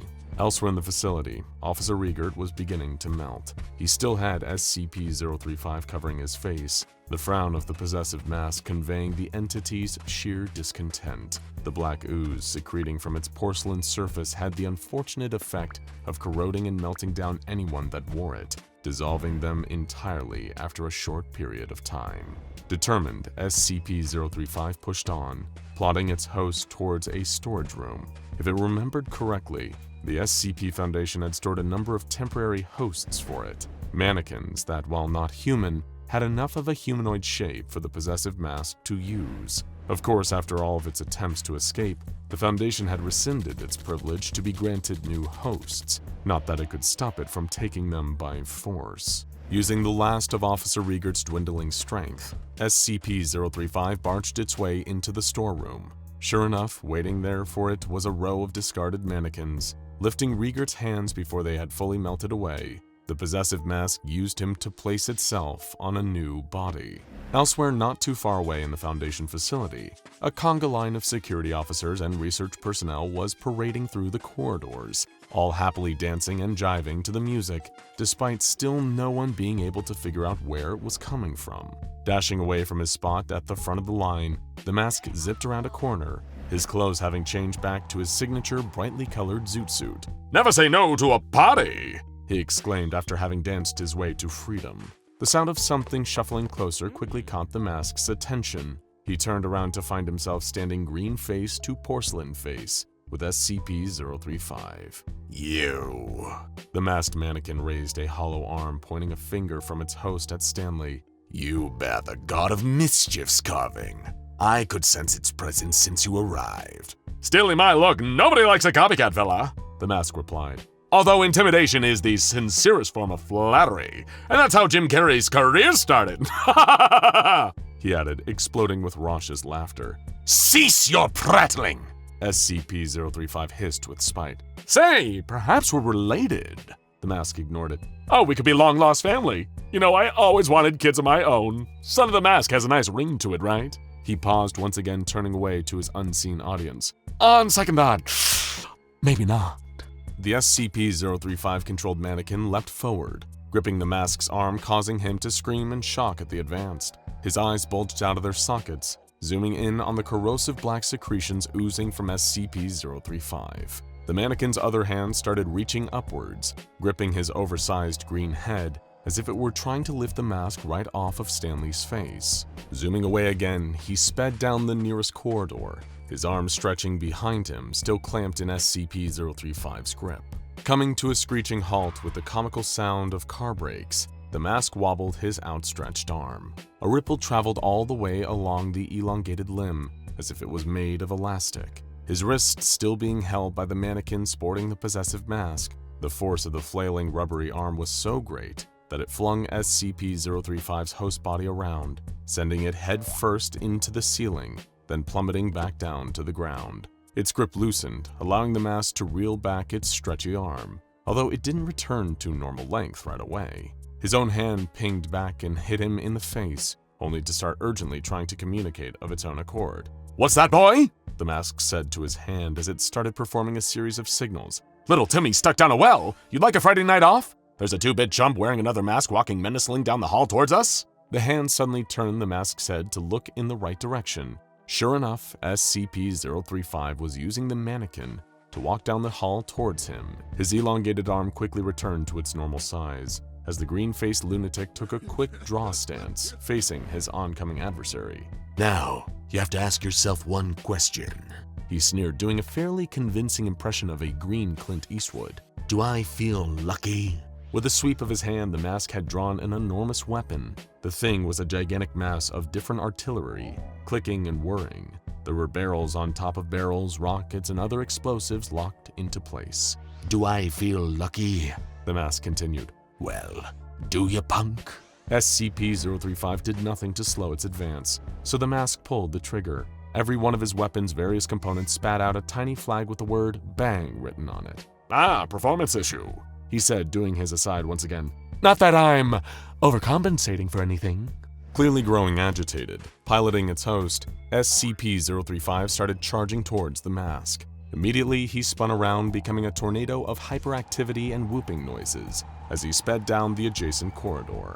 The possessive mask staggered after him. The ooze leaking from the porcelain anomaly was dripping onto the mannequin wearing it, causing the plastic to be melted away, exposing the flimsy metal skeleton beneath. It knew it had to merge with a new host, find something else to corrupt. SCP-035 chased after the cartoonish troublemaker, knowing that if it could catch him, he'd be able to survive merging with it. His body, while wearing the other mask, barely obeyed the laws of physics, making him invulnerable to damage, and possibly even the corrosive substance oozing from the possessive mask. As if those weren't enough reasons, his powers seemed virtually limitless. Combined with the green-headed lunatic, SCP-035 could do anything. Reaching a stop at the end of another corridor, the mask spun around, wearing a comically undersized baseball uniform. He reached into his pocket and produced an oversized baseball bat, then proceeded to start hurling baseballs into the air and swatting them as hard as he could. As the mask increased the speed of his swings, a volley of hard-corked baseballs were fired down the corridor like a barrage of bullets, ricocheting off the walls and hitting the oncoming SCP-035. Each one struck its target, reeling the mannequin, but doing little much else to stop it getting closer and closer until, with an almighty swing, the mask brought his bat crashing into SCP-035 with enough force to send the possessive mask and its hosts careening down the corridor. It sailed through the air, bursting through a wall, then flew into a research lab, tearing a huge hole in the next wall as it kept going. Finally, it came crashing out of the last wall, the outer wall of the facility, and dropped multiple stories to the ground outside. Changing costumes back to his classic suit and dashing after SCP-035, the mask passed through all the holes his adversary had left in the multiple walls it had crashed into.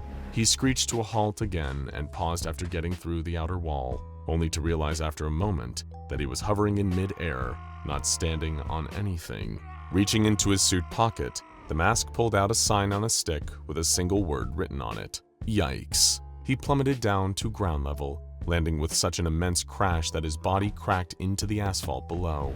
It left a perfect outline of him imprinted in the ground, causing the mask to go completely pancake flat head to toe. Suddenly, before he could peel himself up off the ground and go back to being three-dimensional, SCP-035 staggered to its host's feet and pinned the mask down. "Finally," it growled. "I've caught you. I've won.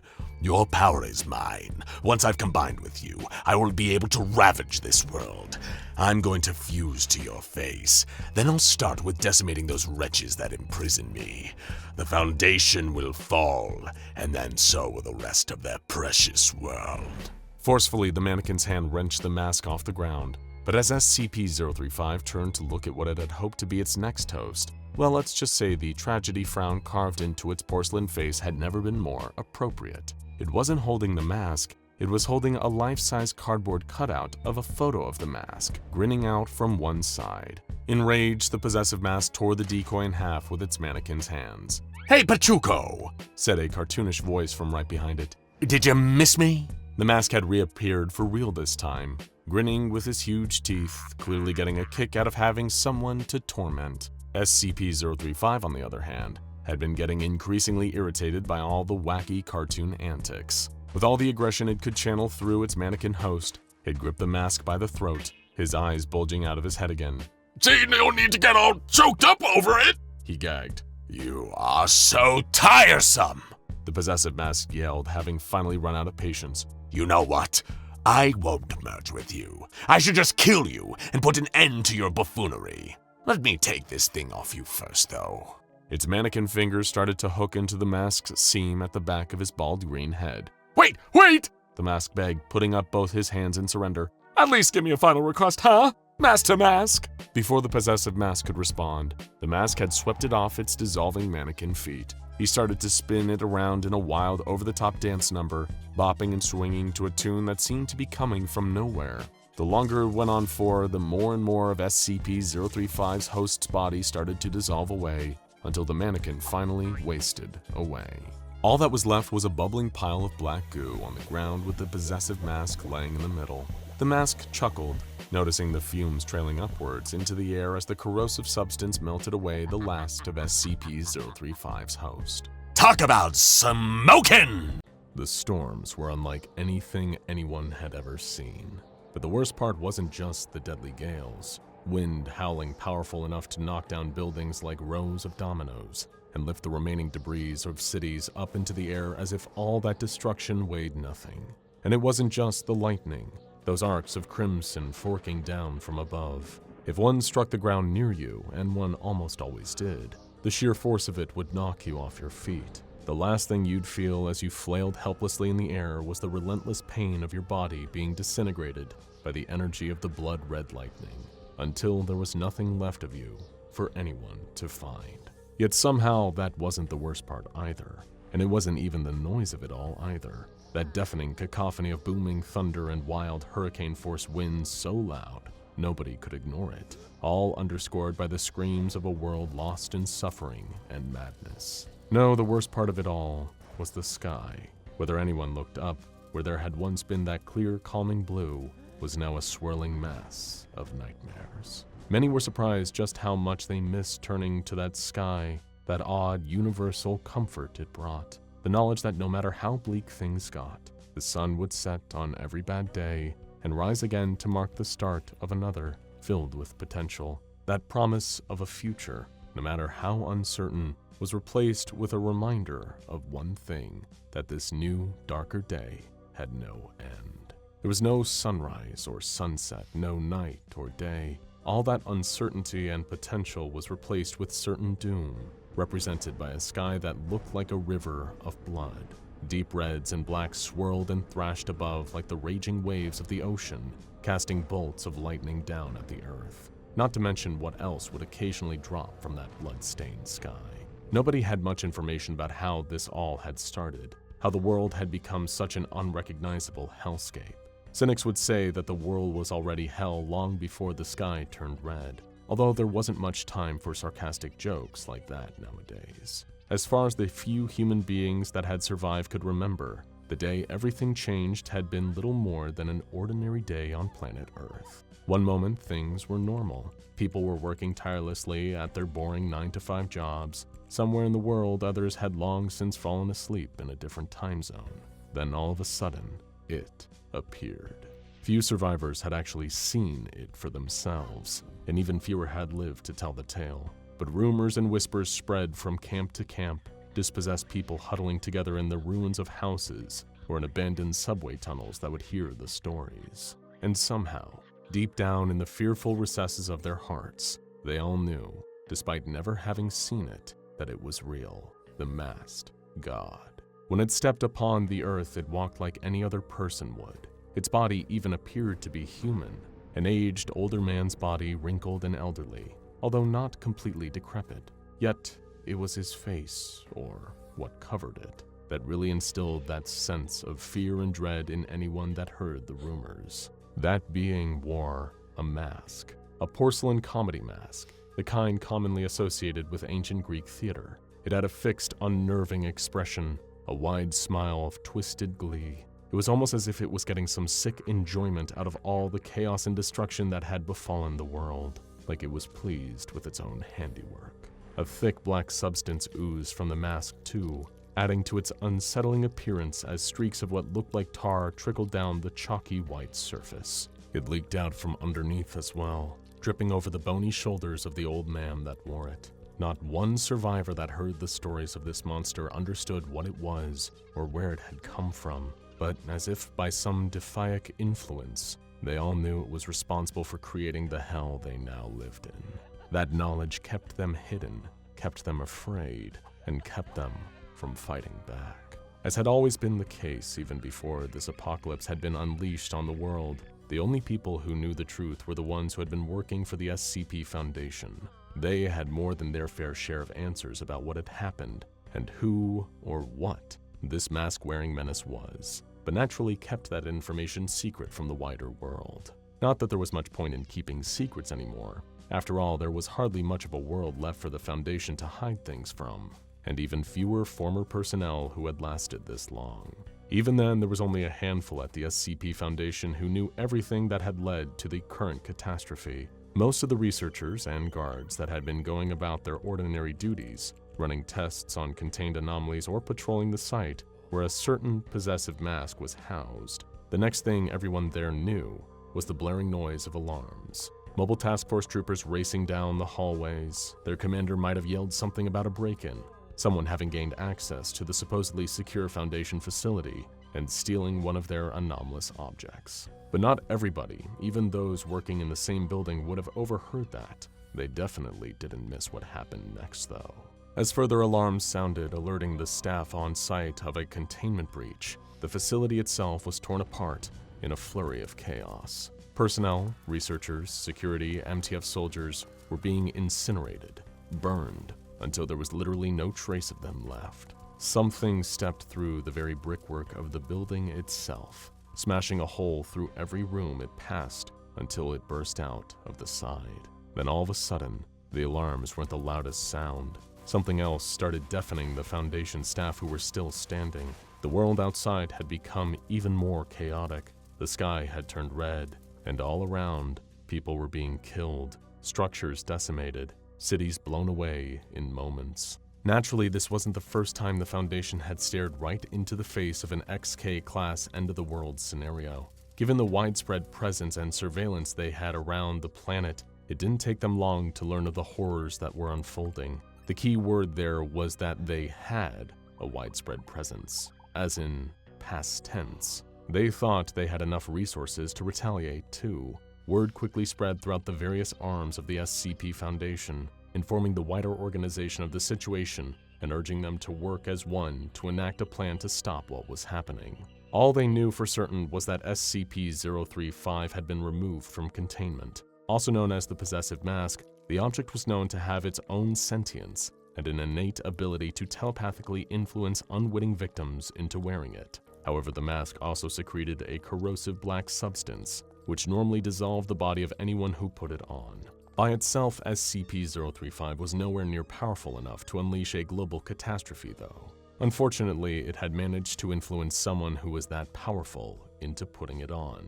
Another anomaly.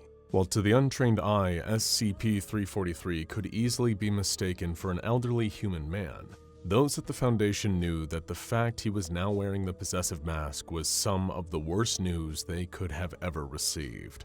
Although none of the researchers working for the SCP Foundation, in fact, not even the O5 Council, knew if this was true, the colloquial nickname for SCP-343 was God. He not only claimed to be the sole creator of the entire universe, but had also exhibited extensive reality warping abilities, advanced even for an anomalous being. His powers seemingly had no known limit in how they could be used to alter the world around him, although the old man himself seemed to be a passive, kindly soul, rarely causing active harm to other beings under normal circumstances. Of course, normal circumstances didn't include having the corruptive SCP-035 on his face, effectively putting the mask in the driver's seat and allowing it to use SCP-343's powers to lay waste to anything before it. The Foundation quickly diverted their considerable assets to a brute force retaliation in the hopes that a full-scale assault on the combined creature would somehow force a separation of the possessive mask from SCP-343's face. The tricky thing about this situation was, God's powers and the fact that he was an immortal, ageless being of potentially incomprehensible form all meant he couldn't be harmed. Causing external damage to him was extremely difficult. That was good news in some regard after all. The Foundation didn't want to kill 343 if they could help it. They knew he wasn't acting on his own accord, but his indestructibility also meant that the corrosive goo that was secreted from SCP-035 had little to no effect on its new impervious host. That meant it could keep going, keep unleashing hell, and stopping it was going to take a lot of manpower. Fortunately, the SCP Foundation never had any shortage of people to throw at a problem, and their ethos didn't really place much value on human life. They mobilized every mobile task force at their disposal, every one of them filled with ranks of highly trained elite operatives. Among the Foundation's forces were even MTF agents who had themselves been altered through anomalous means, their bodies augmented with technology and cybernetics, or their strength specially enhanced. Deploying the full might of their amassed forces, the SCP Foundation took the fight to SCP-035, with the goal of stopping its reign of terror and freeing SCP-343 if possible. The hybridized mask-wearing reality warper had already caused considerable damage since it had started its rampage. Although its motivations were far from political, the wearer of the Anguish mask had begun with a devastating show of power, wiping numerous cities off the map. While the rest of the world scrambled to find some way of responding, the masked god teleported itself across the globe, destroying central governments and further crippling their own opportunities to initiate an armed response. In short, this meant the Foundation's move was to be humanity's last stand, their final chance to stop SCP-035 from its current course of harnessing the wise old man's power to turn the world into its own personal, nightmarish playground. To say there was a lot riding on the MTF assault would be an understatement, as would saying it went badly. When met with times of defeat, the old, rather morbid adage of fallen soldiers being sent home in bags is often applied. But if the masked hybrid had sent the Foundation its MTF troops back to them encased in body bags, then that would have been far kinder than what it actually did. The collected mobile task forces, the Foundation's own private army, were mobilized to Washington. Under the influence of the possessive mask, SCP-343 had wiped out not only the main seat of power in the United States, but the Pentagon as well, disabling the country's defenses. Suddenly, a mass of aerial transports and ground vehicles came hurtling towards the crater it had left behind. As it turned to look, the wide grin of satisfaction on SCP-035 became a long frown. Thanks to its new host's omniscience, it instantly recognized the foot soldiers of the organization that had kept it caged for so long. As the amassed MTFs marched towards it, the masked god stepped out to meet the oncoming army, one being against thousands of troops, if not tens of thousands. If the mask had affixed itself to the face of any other anomaly, those soldiers might have stood a slim chance. The combined creature casually raised the bony arms of its host's body, the Foundation forces breaking into a charge the very second they saw it move. Like a tidal wave, they rushed towards their target, only for each individual operative to quickly realize that they had stopped moving. They were still running, legs still in motion, but their feet had been lifted off the ground. Plucked from the very earth they each had stood on, the MTFs were stuck in mid-air, defying the forces of gravity and unable to free themselves. Collectively, the Foundation's army looked to SCP-035, its tragic porcelain frown having switched back to the wide grin, punctuating the sick satisfaction it was about to take from what came next. It gave a click of God's lean fingers, and each of the MTF troops it had suspended in midair were shredded at the molecular level. Their bodies erupted with a spray of deep red viscera, each and every one of them being pulled to pieces from the inside out. Flesh, bone, and blood melting away, breaking down, becoming ash, and then atoms, and then nothing. It took around a minute. Not that it was terribly exerting for SCP-343's powers, but just because of how many troops the Foundation had sent to try and stop it. A mighty show of force, and all for nothing. With their mobile task forces decimated like a row of helpless tin soldiers, the SCP Foundation had lost its primary method of fighting back. But they were far from safe from the masked god's reach. Thanks to its hosts, SCP-035 wasn't all-knowing, but all-seeing, and able to be anywhere and everywhere in the blink of an eye. It began hunting the surviving pockets of the Foundation personnel. Out of nowhere, it would teleport into wherever they were hiding and turn their bodies inside out, or rearranging the functions of every orifice on their faces, only to vanish like a ghost, leaving no trace and no survivors. The braver ones tried desperately to come up with some new plan, a revised way to stop a creature that could be anywhere and do anything. On the other hand, the Foundation leadership, the more highly ranked members like the Overwatch Council, went to the ground. Plenty of them had contingency plans in place for Armageddon, and they were prepared to wait out the apocalypse in their own secluded safe haven. But with the Foundation all but gone, that's when the monsters got loose. No longer having anyone to guard them, to maintain their specific specialized containment procedures, the SCPs still held at Foundation sites were unleashed on the world. Untold horrors came spilling out of the ruined facilities, each one now acting as its own Pandora's box, bursting its lock and having its terrible contents lay waste to the planet already awash with chaos. A lot of the anomalies thrived in the world that SCP-035 had created, once they were finished fighting amongst themselves in the struggle of escaping their containment. Soon there were packs of SCP-745 running wild on the ruined highways, using their bioluminescent lights to hunt human survivors who were attempting to make the dangerous trek across open country. Meanwhile, a plague began spreading amongst other camps of these post-apocalyptic humans, a strange disease that seemed to cause people to rapidly grow extra teeth, overproducing them until SCP-4910, the Grinner, could catch up to them.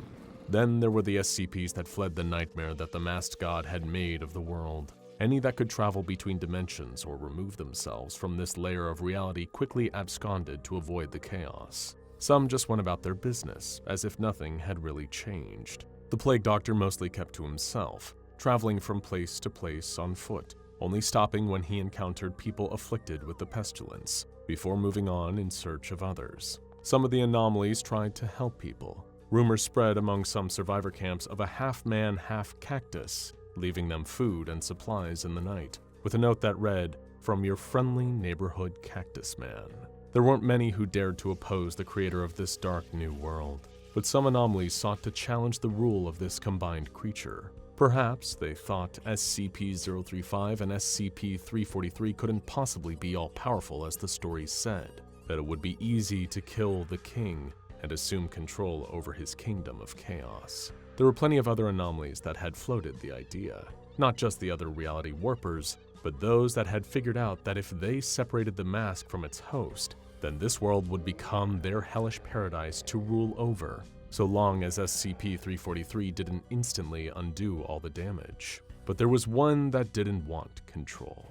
It didn't even necessarily mind the whole world had been turned into a walking nightmare. It just wanted to stand against the hybrid of malicious mask and all-powerful deity out of spite, based on nothing but pure hatred for any and all other forms of life other than itself. And it was that confrontation that would serve as a warning to the rest of the SCPs now freely roaming the world. SCP-682 slithered out into the open, claws coated with a fresh coating of blood from its latest slaughter, wetting the countless layers beneath that had already dried. The hard-to-destroy reptile had tracked the scent of the possessive mask's oozing black secretions, bringing the beast maw to porcelain face, with the combined being responsible for distorting the very fabric of the world. Already knowing the foul lizard was near thanks to its host's foresight, SCP-035's visage had already been locked in that unhappy grimace, dreading the approach of the day it would have to face the tenacious, irritating, regenerative reptile. It turned its host's body to face the huge beast. The trails of black streaked down its frowning face, looking like angry tears staining its carved off-white skin. The two exchanged no words. SCP-682 had no doubt this pairing of corruptive mask and passive god already knew why it had come looking for it. And it was right. The Possessive mask had long been looking into the mind of SCP-035 to prepare. It knew it wasn't one of the old man's children. In fact, God had completely denied ever being responsible for the creation of the unkillable monster. There was almost no strategy, even with the infinite power of its host's reality warping abilities, that SCP-035 could definitively kill SCP-682. Building up to a charge, the reptile swiped at the masked god, its talons narrowly nicking the porcelain surface of the mask the very second it teleported out of the way. Reappearing behind the monster, SCP-035 compelled its host body to lift its elderly arm and decimate the beast the same way it had to the Foundation's forces. With a fearsome hiss, the reptile's body was pulled apart. It growled with anger, annoyed and enraged more than deterred. Its strong, scaly limbs quickly regenerated, bone and muscle regrowing to replace what the masked god had torn away. SCP-682 gave a swipe of its tail, knocking the masked god a few feet away, reeling him. The anomalous hybrid teleported yet again, this time to inside the monstrous reptile. Shrinking down to almost infinitely small, the mask and god wrenched apart SCP-682's atoms, ripping up strand after strand of its very DNA, physically trying to unmake it on a cellular level. On the outside, the creature's body disintegrated as it roared, feeling its very genetic material breaking down, only for it to rapidly reform just as SCP-343, wearing SCP-035, reappeared in front of it. There was no way for the masked god to kill the monster, despite how much it tried. Sending it hurtling into the fire of the sun, punching it into other dimensions, moving it down the recursive stack of reality to make its existence little more than fiction. Eventually, the Possessive mask had to reconsider the problem at hand. Even with infinite power, the unkillable still remained unkillable. Rather than ask whether that meant its own power was truly unlimited, it instead resolved to the only option it had left. With a snap of its host's fingers, the combined creature sent the hard-to-kill reptile away, far away. Universes upon multiverses of distances were put between the masked god and SCP-682, turning back towards the destruction it had wrought on this world. SCP-035 knew that the regenerating reptile would be back. But for now, it had more chaos to unfurl. Shirley woke up screaming, louder than usual this time. Bae, Shirley's wife, bolted upright, as though someone had just run a 20,000-volt charge through her. Her dirty hand clasped over Shirley's mouth until the awful sound stopped. She whispered, "Baby, it was just a dream, just a dream." Shirley fell into a terrified silence, trying to regulate her breathing. They'd been hiding in an abandoned apartment block for 3 days now, waiting for the roads to clear so they could take the chance and move forward. Bae, keeping closer to the ground, scuttled over to one of the smashed-out windows. She stared down onto the street 30 feet below. Midnight. No stars, cars crashed up against one another from the initial panic, and thank God, none of those things down there. She breathed a sigh of relief and returned to Shirley, gathering her up in her arms and giving her a reassuring squeeze. Her body was still trembling. "What happened in this one?" Bea asked. Shirley exhaled and closed her eyes. "We were close now," she said. "We're so close, Bae. It was the dream that began this journey. The quest for the last safe place. Initially, Bae had thought it was a fool's errand. There were no safe places in this world anymore. Nowhere that the sun or its terrible monsters hadn't touched. But Shirley insisted otherwise. She'd seen it in her dreams. A place of almost mythical wonder. A vast and complex facility away from the light. Site 19. Shirley and Bae grabbed their backpacks and shrugged them on. It was best to set off now, get a few hours of walking under their belts, and find some shelter before the sun came back up. In the meantime, all they needed to do was avoid the monsters lurking out there. It was an interesting trade-off. Once upon a time, years and years ago, when the sun changed, there had been billions of those things. They were people once, until the new light touched them and turned them into these slimy abominations. There was a time you couldn't look out your window without seeing hundreds of them slithering past you. Then, they started coagulating, becoming these huge, mountainous masses of gloopy, melted flesh. It was nice that there were fewer now. Made them easier to avoid, easier to sneak around, but if one of those things found you, you were dead. Or more likely, you were about to be something so much worse than dead. The two women trekked down the side of the road, keeping to the shadows even in the dark. They were on the edge of the city now, and it wouldn't be long until they were in the wilderness. Pro, being away from a population center meant lower odds of being attacked by one of those monsters. Con, fewer places to hide when the sun came up.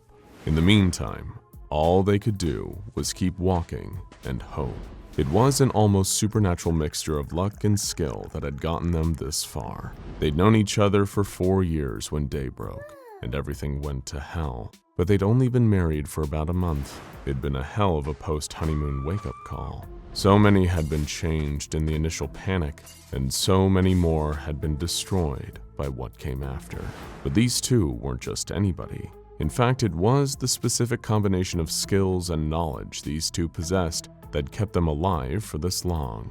In the world that came before, Bae had been a soldier who'd done 2 tours abroad and seen active combat multiple times, and Shirley had been a doctor, rising through the ranks of a local hospital. Between them, they could fight for and heal one another, despite everything.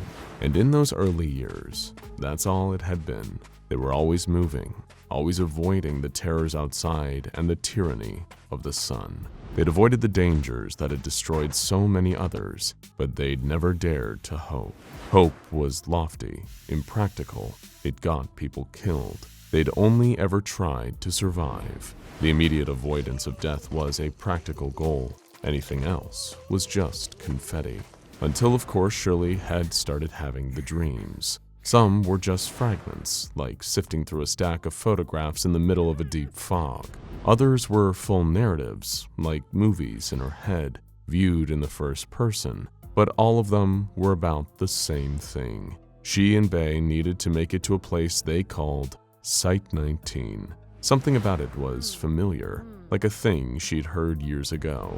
Perhaps from those strange broadcasts that were on every TV screen during the initial chaos. Oh, and of course, there was one more element in the dream. The one thing that made it seem more like a nightmare. In this part of the dream, she was already in Site 19 and walking down a long, dark hallway, somewhere far away from the sun. There are a series of heavy reinforced doors along the wall next to her. Each one of them had a number on them. Advancing as she got further down the hall, 029, 030, 031, 032. That's when she'd hear the voice. That awful, terrible voice. Shirley. Oh, Shirley. Come closer.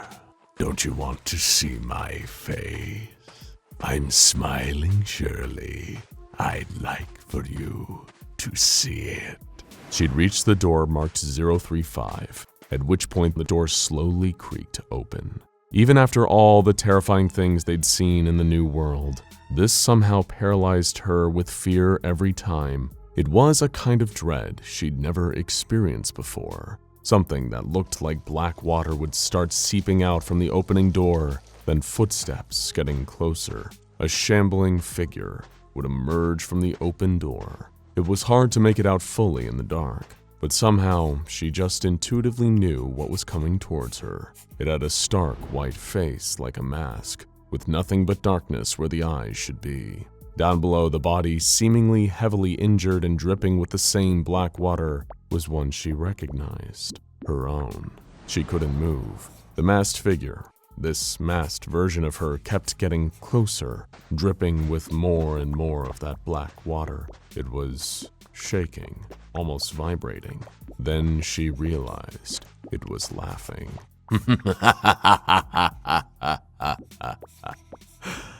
See you soon, Shirley, it said. Can't wait for you and Bae to visit.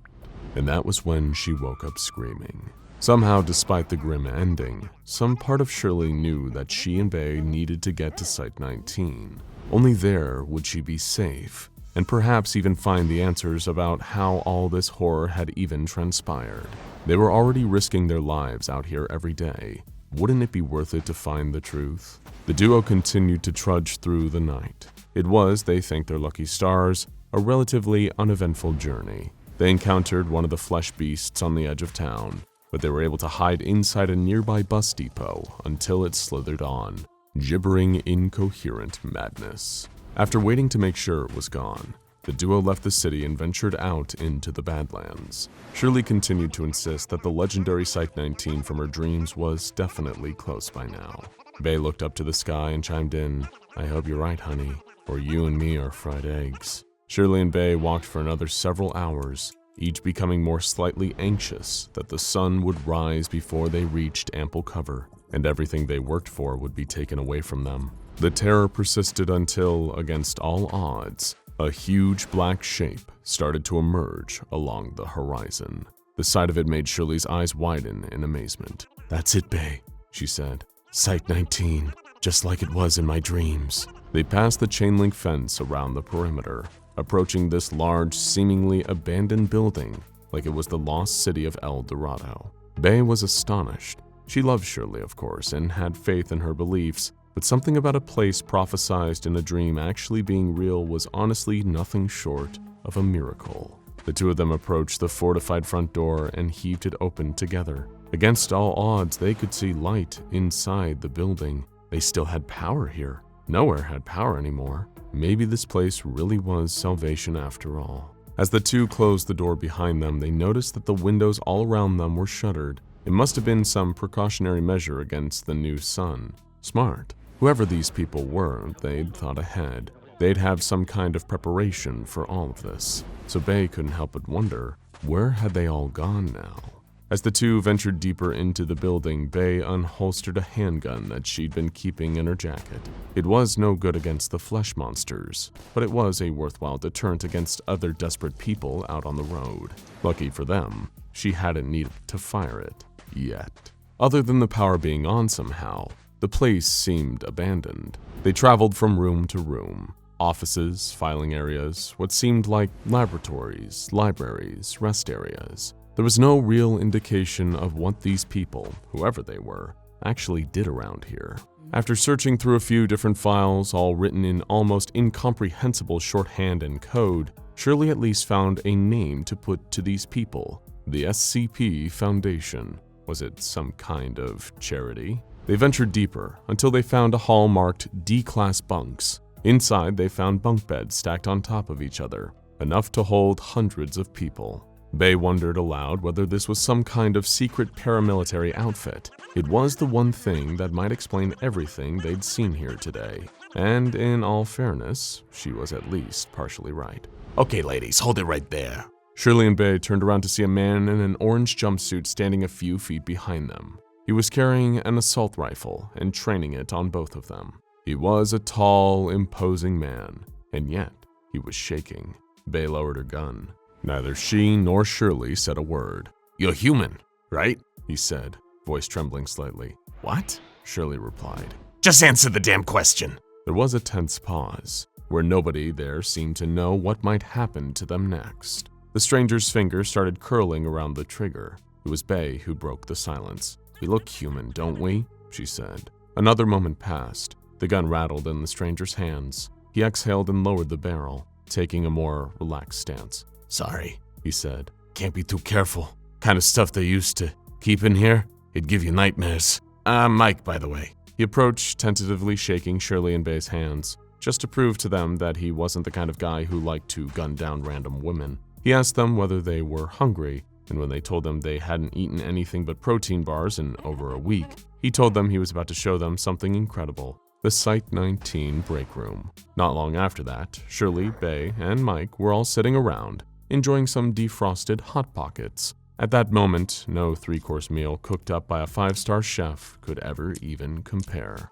As they ate together, Mike told his story. "The people who used to run this place, believe me, they were nut jobs. Sure, back in the day, I wasn't such a nice guy. Me and some other knuckleheads, we needed the money, so we robbed a few places. People got caught in the crossfire. Next thing I know, I'm on death row. And then these men in white coats, they came and told me I could get a commuted sentence if I came and took part in some experiments. That's how they got me into the house of horrors right here." If Shirley and Bay hadn't lived through the apocalyptic hell of when day breaks, they might have not believed Mike. He told them about how this SCP Foundation used to use humans in experiments. subjecting them to all the monsters they had locked up down here. There was this giant reptile that couldn't be killed, some freaky statue that'd snap your neck if you stopped looking at it. But the one that frightened him the most, the one that haunted his dreams ever since he got here, the mask, Shirley said aloud, lost in thought. Mike was taken aback. How had she known what he was going to say? It did nothing to reduce his fear when she told him that she'd been dreaming about the mask for over a month now. Stark white with black water dripping from it. Everyone was silent for a moment. Bay and Mike just stared at Shirley, equal parts amazed and frightened. Mike cleared his throat and told Shirley that in the years that had passed since day broke, the population of Site-19 had slowly dwindled. Monsters had escaped. The flesh beasts had slithered in and taken others. Over time, most of the staff had either died, changed, or left. All that was left here was him and the mask. Luckily for him, he'd never been directly cross-tested with it, because those who got tested with the mask never came back. Sometimes he could hear it whispering in his dreams, trying to leak itself into his mind, drip by drip, poisoning his soul. The one saving grace was that being a mask, it couldn't exactly walk up and tap you on the shoulder. All you needed to do was stay away from it, and you'd be fine. The mask couldn't hurt you on its own. The three of them carried on talking for the last hours of the morning. Night had become day, and day had become night. It was the easiest way to survive these days, or at least survive as yourself. Bay and Shirley told Mike how they'd met in college all those years ago. Mike told them the story of how he managed to survive by hiding in a broom closet, while some gangly white monstrosity chased down and slaughtered the rest of his bunkmates. The tiredness took them all again, and they decided to bed down in the D-class bunks. They were more comfortable than the bedrolls that Shirley and Bay had been sleeping on in abandoned buildings for the last year or so. To Mike, this place had been a living hell once upon a time, but now for a brief period in this terrifying new world, it could be heaven. Shirley drifted off to uneasy sleep, trying her best to ignore the whispers. In what only felt like a few moments, her eyes fluttered back open. She was in a new place, but one that felt oddly familiar. A long, dark hallway bordered on one side by a series of iron doors. She turned her head slightly, eyes still adjusting to the darkness. The number on the door next to her read 027. Further down the hall, Shirley saw a dark figure, standing tall, shoulders broad and back erect as a ballet dancer. As her vision came back into focus, she saw a shock of orange. It was Mike, wearing that same orange jumpsuit. He was standing about 10 or 15 feet away, staring in the opposite direction. "Mike," Shirley said, operating on the foggy half-logic of a dream. He didn't respond. With growing concern, she started stepping closer. "Mike?" That's when she noticed something else. Black water pooled around Mike's feet. The sight of it stopped her in her tracks and froze the breath in her throat. With an almost audible creak, Mike turned around. A grinning white mask covered up his face. "Hello, Shirley," it said. "So lovely to finally meet face to face, eh? I bet you're so glad you ran into me. After all, sleepwalking can be dangerous." Shirley screamed and ran in the opposite direction, wasting no time at all. She heard the slow, measured footsteps of Mike wearing the mask behind her. It was in no rush. It walked like a masked killer in a horror movie. "Why run?" the voice said. "I've got all day, and I know you can't leave while the sun's up, darling. You and your beloved are all mine. It's only a matter of time." Somehow, despite her being so far ahead, the voice sounded like it was right next to her ear, like it wasn't speaking out of its mouth. It was just talking directly into her brain. With every syllable, her mind started to slow, like the mask's voice was tar seeping in between the gears. Soon enough, her legs stopped working. Shirley was frozen in place, hearing the footsteps of the masked Mike behind her. Her brain was flooded with dark thoughts. Death, pain, torture, grief, the final smothering of all hopes and happiness. There was really nothing like it, like every nightmare she'd ever experienced being collected into one terrible elixir and poured onto her mind. So this was what that horrible mask could do. Soon enough, the masked Mike had passed her and turned to look directly at her face. There was an awful smell, like chemicals and burning flesh. She turned her gaze downwards, seeing that it looked like Mike's body was somehow melting away from all that black water. It was like acid. Mike was a weak host, The mask said, as if it was replying to her thoughts. He won't last much longer, but that's fine. I'm looking forward to taking you for a whirl, dear Shirley. And when your hands are mine, you can only imagine the terrible things I'm going to do to your beloved Bay with them. Shirley, with all her willpower, was able to move her mouth enough to force out the words, "Don't you dare touch her." The monster laughed, just like it always did in her dream.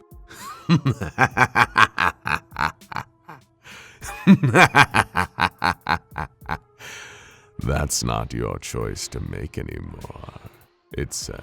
The mask reached for her with Mike's melting fingers, fizzling away with all that black slime, getting so close to caressing her tender cheek. All that awful silence was only broken by the sound of a soft clicking behind it, then a gunshot, passing through the back of its stolen head. The mask turned, more shocked than anything, to see Bay standing there, wielding Mike's old assault rifle and aiming it with deadly accuracy. Before the mask could breathe another poisonous word, Bay opened fire, releasing a volley of bullets into the last of its melting body as it staggered back into the darkened hallway. Shirley watched in astonishment as the creature fell, Mike's body splattering into a puddle and sending the mask itself skidding down the hallway. Maybe it was just a trick of the mind, but she could swear the mask was frowning now, not smiling. Bay breathed a sigh of relief and said, "I'm thinking it's probably better if this place stays abandoned." Shirley, who hadn't quite regained her speech just yet, just smiled, nodded, and embraced Bay. They shared a kiss, just happy to still be together and alive, despite it all. Come nightfall, they left again, in search of another place. The possessive mask remained there, laying on the floor of some anonymous Site 19 hallway, just waiting for some unlucky, weak-minded survivor to wander in and try it on. "Have we tried starving it of oxygen?" Verheiden asked, sounding bored with the conversation already. "Yes, we have," Dr. Kelly grumbled in reply. "We're able to create a vacuum, remove 99% of the air from its containment chamber, and its life signs dropped. I'm sensing there's a but coming next." The research assistant sighed, rolling his eyes. Typical. But 682 was able to fill the chamber with a gas mixture of ozone, chlorine, xenon, and, I forget. The Foundation doctor answered, getting more and more agitated. "Point is, it was able to form and expel chemicals even without any active life signs." It's almost like there's a reason we call it the hard to destroy reptile. I just wish I could figure out what it was," Verheiden retorted, making no attempt to mask his sarcasm, giving a dry chuckle, much to Dr. Kelly's annoyance. It was a debate that had been going on for what felt like the entire history of the SCP Foundation. How could anyone possibly kill SCP-682? The creature had long been one of the most infamous anomalies that the Foundation had ever encountered, so much so that the hard-to-destroy reptile was synonymous with the organization. But the mandate still stood that it needed to be destroyed, as soon as someone was able to figure out a way. Although they hadn't quite exhausted every possible option just yet, most of the researchers were running short on ideas. Thinking up a plan to kill 682 was made all the harder, knowing the creature had survived and regenerated from every single previous test. If there were something, some neutralization method that was going to work, surely they would have found it by now. Maybe we should just leave it, researcher assistant Verheiden suggested. I mean, we've got it sitting in a tank of acid, perpetually melting it as fast as it can reconstitute its body. While it's like that, 682's hardly a threat to anyone. Hardly a threat? Dr. Kelly scoffed, clearly more than perturbed. You're dead wrong, Verheiden. As long as that monstrosity continues to live, it poses a constant threat to every single human being on this planet. Hell, every life form in the world. It hates everything else that much. Look, I'm just saying that after Reese and Foster were discussing this issue and maybe the whole... His voice trailed off for a moment. After the situation that led to, maybe it's better if we leave 682 alone. It seems that every time we try to come up with a solution to our reptile problem, something always goes wrong. The whole thing's cursed, Doc. Like a big joke where the punchline is more and more of us end up dead while 682 keeps on living just to spite us. You have no idea what you're talking about, Kelly yelled, infuriated by such a suggestion that trying to destroy 682 once and for all was little more than an exercise in futility. Hey, take it easy, his subordinate replied, trying to calm Kelly down. You gotta admit, Doc, it seems more impossible than, well, all the other impossible things that we see in this job. It's an important mission of the SCP Foundation, Verheiden, the doctor growled, holding back his rage. To safeguard humanity from anomalous threats, I'm convinced we just need to find the right set of variables, the right conditions or equipment, and we can kill this thing once and for all. But where do we go from here? I mean, we've tried conventional weapons, other anomalies. If other powerful SCPs can kill this thing, what chance do we have? Maybe it's a case of finding the right one, Dr. Kelly theorized. SCP-038 and SCP-043 both failed. We couldn't even fit 682 in the booths of the Clockworks if we wanted to. So back to the drawing board. What haven't we tried? Why don't we just throw SCP-035 on it? Verheiden remarked, clearly making another snide, sarcastic joke. That thing wouldn't even fit over 682's big lizard snout. It would probably just slide off onto the floor. Hold on, Kelly replied, pondering the idea for a moment.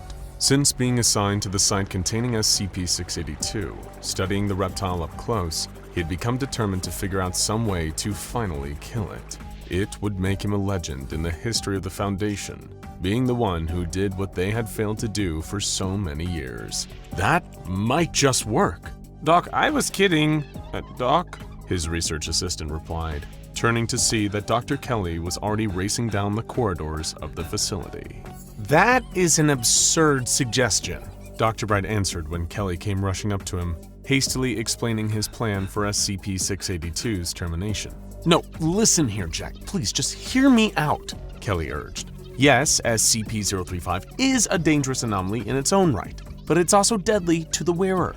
It secretes that substance that corrodes the body of whoever or whatever wears it, right? And you came up with the idea to place such an object over the head of a creature that can regenerate and adapt to almost any form of damage, Bright retorted before the other Foundation doctor could finish. That's precisely my proposal, he replied. Look, we already keep SCP-682 contained in a vat of acid for safety, right? Melt away its body before it has a chance to fully regenerate, keeping it in this perpetual state of healing and sustaining damage at the same speed. Now what if we go the whole hog? Let SCP-035 take control of the reptile until the mask drenches it in black goo, melting it down for good. And you've considered the other possibilities, right? Bright asked, trying his best to walk away from Kelly as they spoke. That SCP-035 takes full control of 682 and is granted an immortal host that might not degrade under its secretion. There's a far higher likelihood that SCP-035 wouldn't even fit on the reptile. Its face is the wrong shape. The possessive mask is made for humanoid faces, not reptilian ones. Yeah, but the reptile's able to adapt, is it not? Kelly fired back. Correct. And if we allow it to adapt to SCP-035, we could even have a greater monstrosity on our hands, a hybrid of the possessive mask and the hard-to-destroy reptile. Oh my god! Jack Bright shouted, fed up with having to listen to Kelly's outlandish idea. A being like that would be hell-bent on destruction. I'm sorry, Dr. Kelly. The answer is no. Please, the other doctor begged. Just send it up the chain on my behalf. I just need clearance to run one test.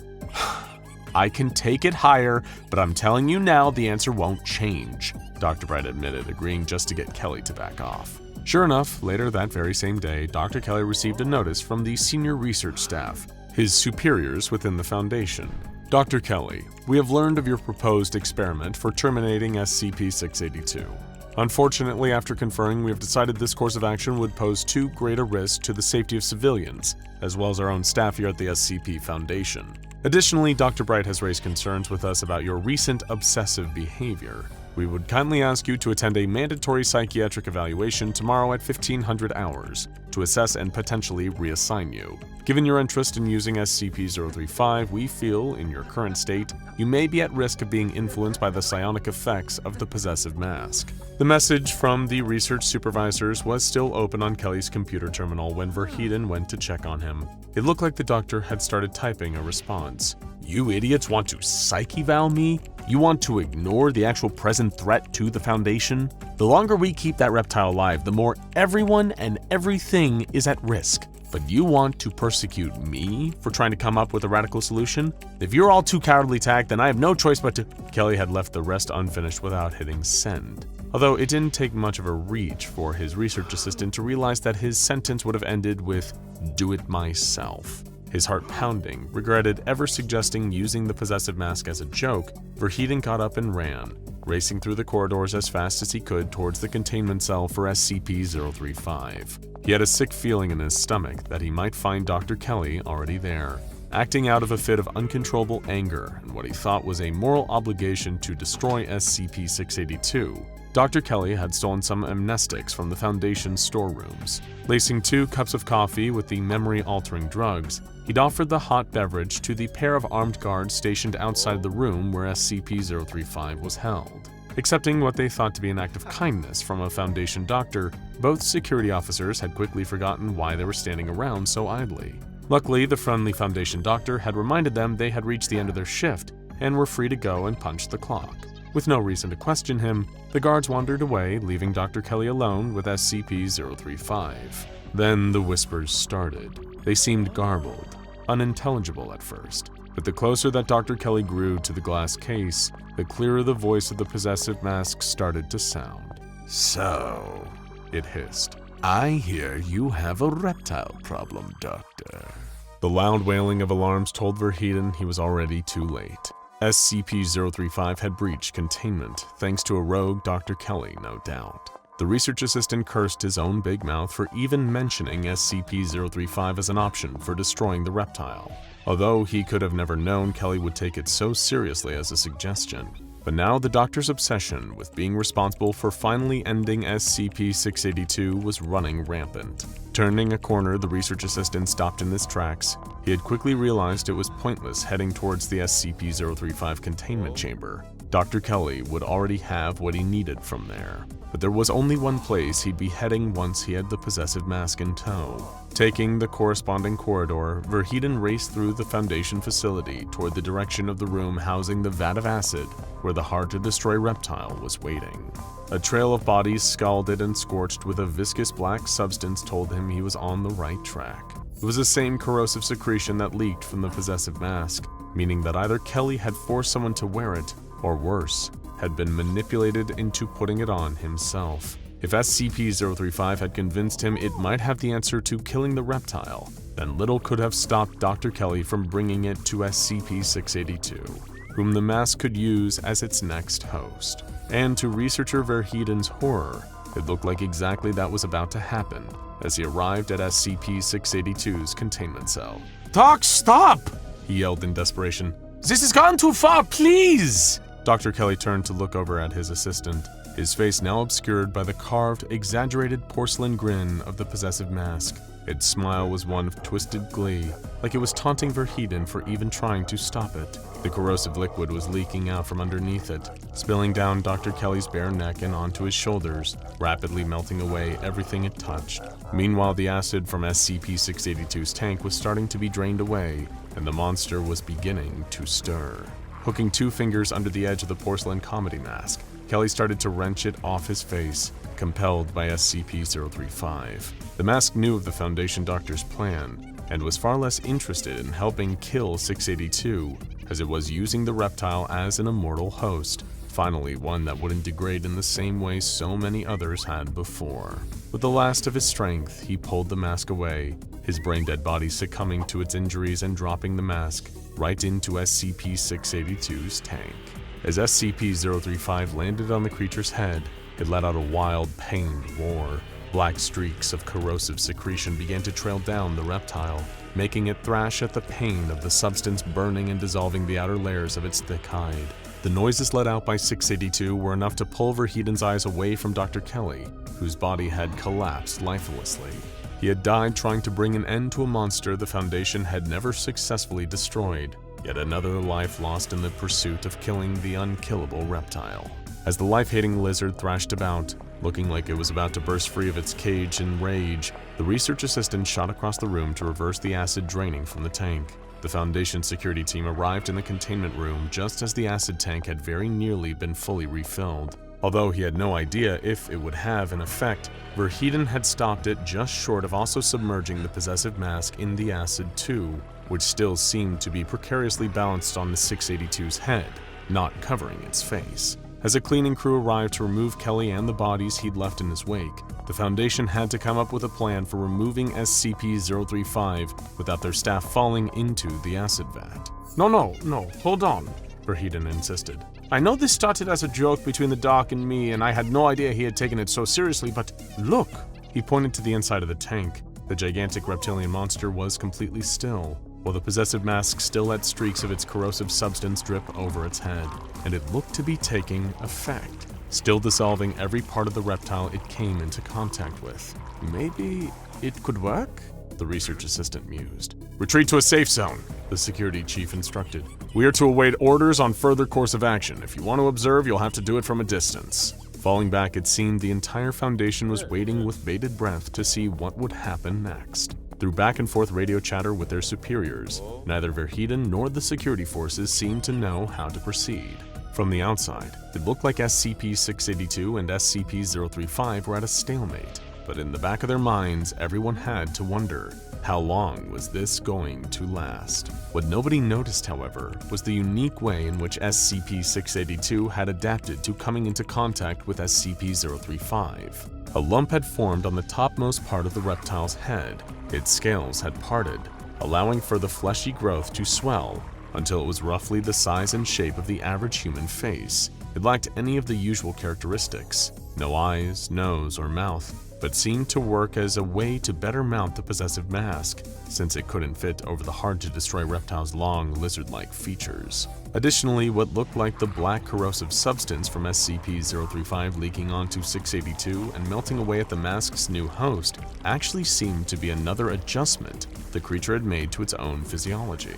Instead of dissolving the reptile, the substance was being absorbed, diverted to a specially formed gland inside the monster that was now safely storing the corrosive goo within its own mouth. But further within, beneath all the external and even internal changes occurring to SCP-682's body, a far greater change was taking place. Deep in the recesses of the twisted, murderous mind of SCP-682 was an intruder, a presence that the reptile could feel trying to bore its way in, to not only make itself known, but to take over.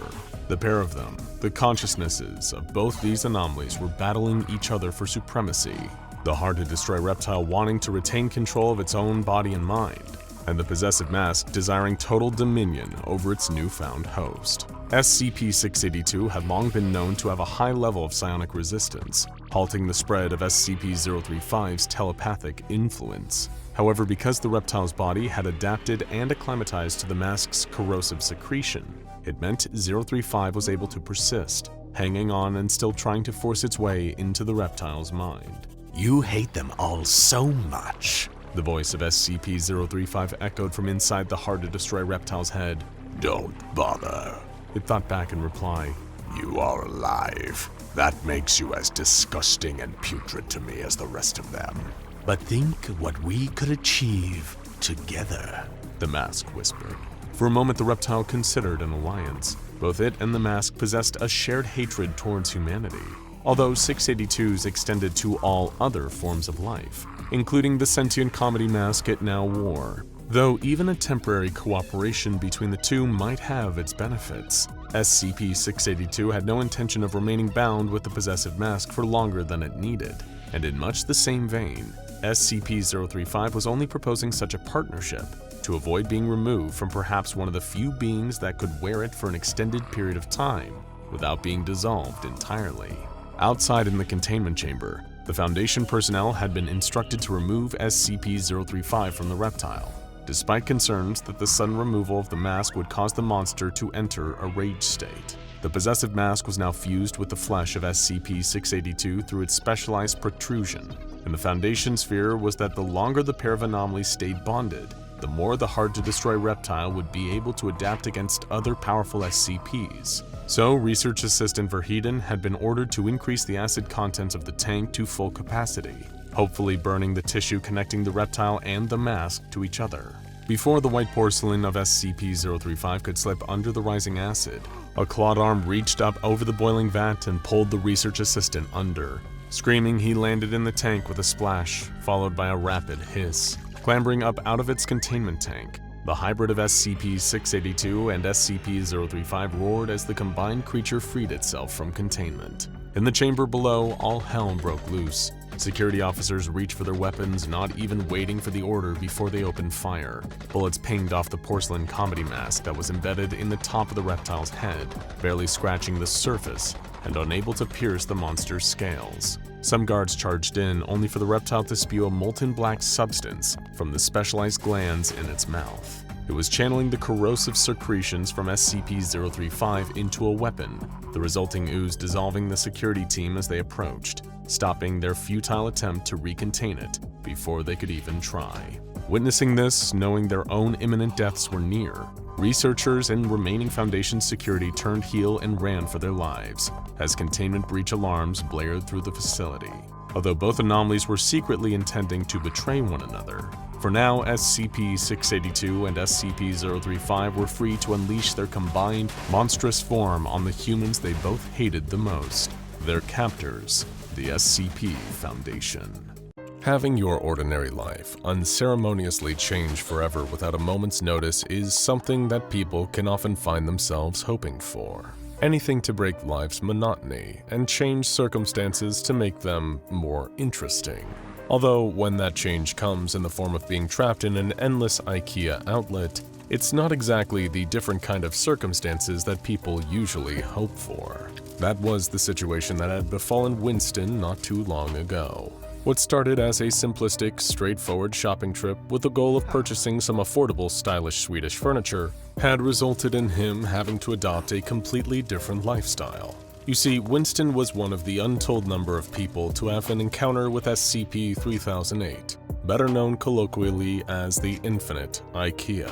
Appearing as an ordinary store, those entering the doors of SCP-3008 find themselves in an unending labyrinth of aisles upon aisles filled with flat-pack homeware. It can be quite the system shock, of course, especially when people that find themselves inside the Infinite IKEA learn there's no way to escape, even by retracing their steps back the way they came.